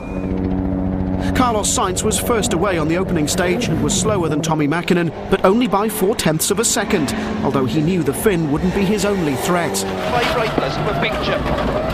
Into K6 left over jump. 50. 5 right, left minus over crest height. It's into 3 right. It was Colin McRae who set the pace, fastest on the first 3 stages. He incredibly took the rally lead after stage 22. Colin knew he had to win to stay in the title race. Well, I think Colin now is on a high. We've only got 1 more stage, and the last one is a Mickey Mouse one. All we need is about 10 seconds, and then that'll be enough. The road conditions have cleaned up a lot better than we thought they would, obviously, but we've got a greater advantage than we thought. Freddie Loix, in Australia to gain experience, would finish the rally in 6th place. Kankkunen was in the points yet again, and 5th. Burns was now in a 5-way battle for 1st place, but there was drama ahead. Low. 40, flat right. The Mitsubishi struggled on, but a damaged radiator meant retirement almost within sight of the finish. I braked too late for a 5th gear corner coming down from about 100 miles an hour, and that's it. I couldn't get around the corner. Storming through stage 23, McRae was on course for his 2nd consecutive victory down under. What's happened? 50. 4 right plus line, don't cut. Oh, I don't believe it. 100. Don't believe 4Ks to go. 5 right over crest line. There's no power. A blown turbocharger. 1st place quickly became 4th. It's blown a turbo, 4Ks from the end. So there's absolutely no power left in the engine then. What went through your mind when that happened? That was it, the championship's gone. Didier Auriol gained 2 places as a result of the incident-packed stage 23 to finish 3rd. Sainz started the final stage 1/10 of a second behind Mäkinen, but the Spaniard would finish at 18 seconds adrift, and so it was Tommi Mäkinen setting the quickest time, who won in Australia, his 3rd victory in a row, to take the Drivers' Championship down to the last round in Great Britain.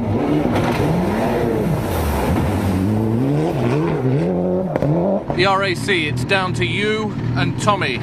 What are the odds? We'll be okay. Everything can change so quickly. You are just behind, suddenly you are very far behind, and then you are leading again, and it's I mean, it can't happen anywhere else.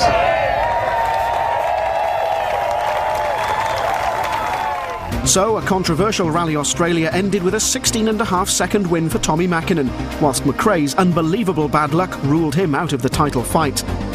Only 2 points now separated Mäkinen and Sainz with 1 round to go, while the Manufacturers Series would be a straight fight between 2 teams, Toyota and Mitsubishi. The final round of the World Rally Championship was the Rally of Great Britain. Based in the town of Cheltenham, Leg 1's 13 stages looped around the heart of England. Colin McRae might have been out of the championship, but he was still the crowd's favourite, setting the equal fastest time on the opening stage around the town's racecourse. Championship title contender Carlos Sainz was 3rd quickest on stage 3 to move into 2nd place. His rival for the crown, Tommy Mäkinen, had a frustrating start. He was 10th going into stage 5. A patch of oil caused the accident, which left Mäkinen dragging the car through the remainder of the stage on 3 wheels. Another stage remained at Millbrook before a long road section back to Silverstone and the next service area. First white tight left. Suddenly I noticed it was completely dark and black, like a black tarmac, and then immediately the car just snapped oversteer and we hit the concrete post. Sainz, next through the stage, was slowed by the marshals but also found the oil. Carlos and co-driver Lewis Moyer survived the scare and came across Mäkinen's sorry-looking car soon afterwards. Tommy's rally ended on the road section. Not even world champions are above the law. Is there any hope of being world champion this year? We can just wait and follow what is going on. Mitsubishi's hopes now rested on Richard Burns, who came close to victory last year but was only 6th at the end of the day.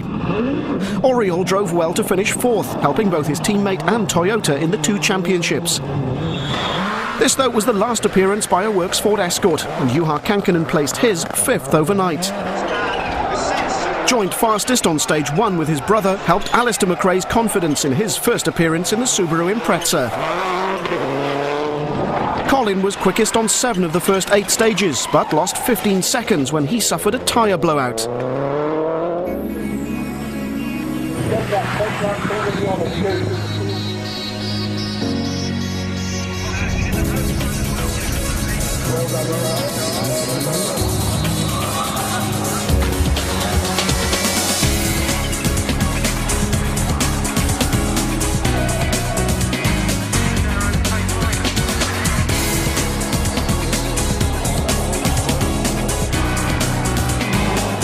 Alistair McRae and co-driver David Senior ended an impressive first day in 3rd place, while Sainz finished 2nd, 2 places higher than he now needed.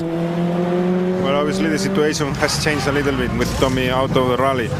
I think it still is a long way. We have seen anything can happen in any minute here, and this is a rally where surprises are coming very quickly. So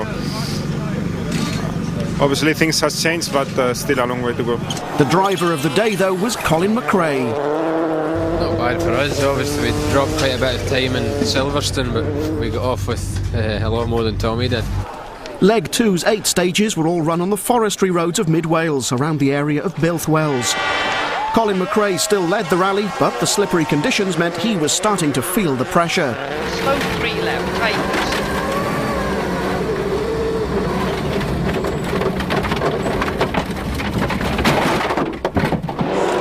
It was Richard Burns and Robert Reid who were quickest on the first 2 stages, and the pair had leapt to 2nd. Like his big brother, Alistair McRae was also finding the conditions hard work and had dropped to 5th place. Didier Oriol was up to 3rd by the end of stage 15. Appuie ces 3 pièges barrières, ouvre à fond sur l'emmanchement. Sur gauche à fond, 80 mètres. Elle est vive, fais gaffe. Daylight in the misty Welsh forests, and Sainz, who dropped back earlier, recovered to move back into the 4th place he needed for the championship.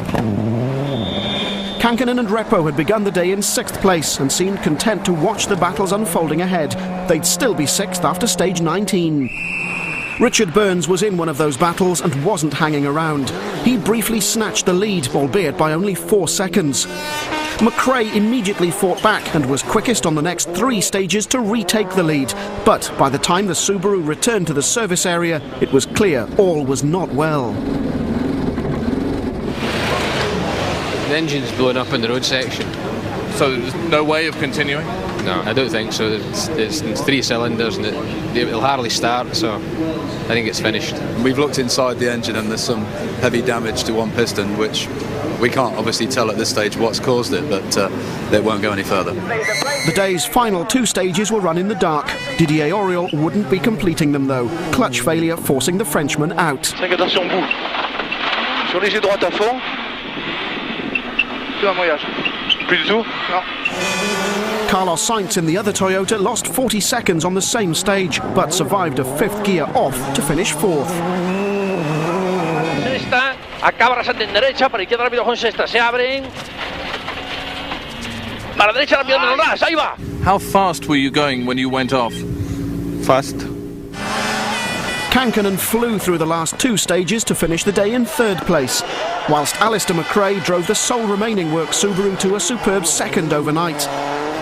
Burns finished 1st, making it a British 1-2. The main thing for me to do tomorrow is just keep my concentration and just try and enjoy the stages, because as long as I'm enjoying myself, then the times will come. Less than 24 hours before the World Championship's going to be decided. What do you dare think going to bed tonight? Trying to sleep and relax, if possible. Can you be relaxed? Yes, I think so. So, leg 3's 7 forestry stages in South Wales would decide both the rally and the championship. The first of those stages would be Alistair McRae's last. Flat right.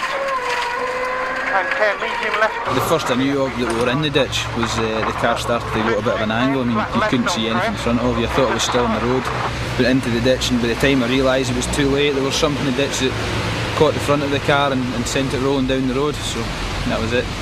Alistair's retirement meant that Richard Burns now led by over 2 minutes. Can you drive with your fingers crossed? Yeah, I've got everything crossed. The young Scotsman's departure had also promoted Juha Kankkunen to 2nd place. The rally was beginning to look good for Ford.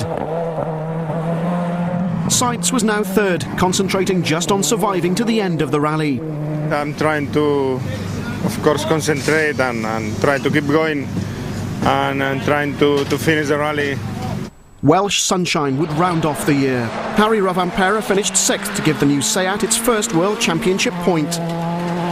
Privateers also did well, with Sebastian Lindholm taking his Escort to 5th place overall.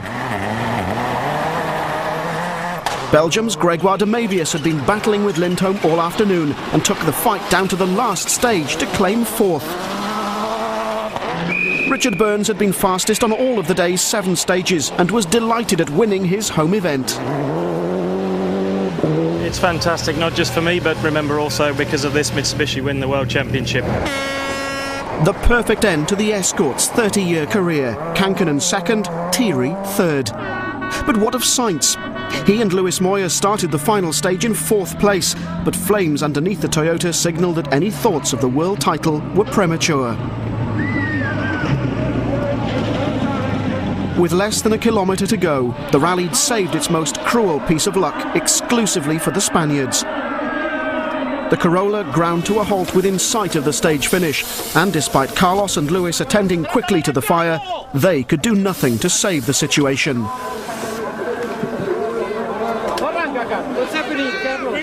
As Thierry's Escort sped past the stricken Toyota, Moyer's frustration finally exploded. Bruno, we were expecting Carlos. What happened? He's here, 300 meter. Engine. The bonnet is open. Unbelievable. 300 meter, you can run to. He's there. Sainz's dreams of the championship lay in tatters. Carlos, what happened? The engine blew 500 meters to the end of the last stage.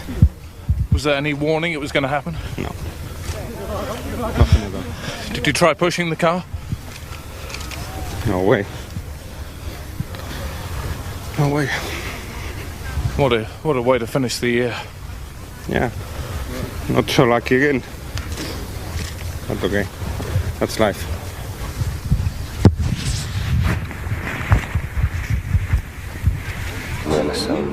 Suddenly my brother phoned from the end of the last stage and he said, hey, could you believe Carlos car is get the fire and he's standing here, he's just 300 meters before the end. And I said, no, don't be joking, it's a bit too serious. Yes, it's true. And I couldn't believe.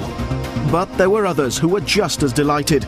Richard Burns, after winning his home event for the first time, and Ford, who brought both their escorts onto the podium on their last appearance. But the end of the season belonged to Mitsubishi, Mäkinen taking the driver's title by 2 points from Sainz, while the team made it a double by taking the Manufacturers' Championship for the first time. So the final champagne of the year was reserved for the men in red, Richard Burns and Robert Reid, and the 1998 World Champions, Tommi Mäkinen and Risto Männisen-Mäki.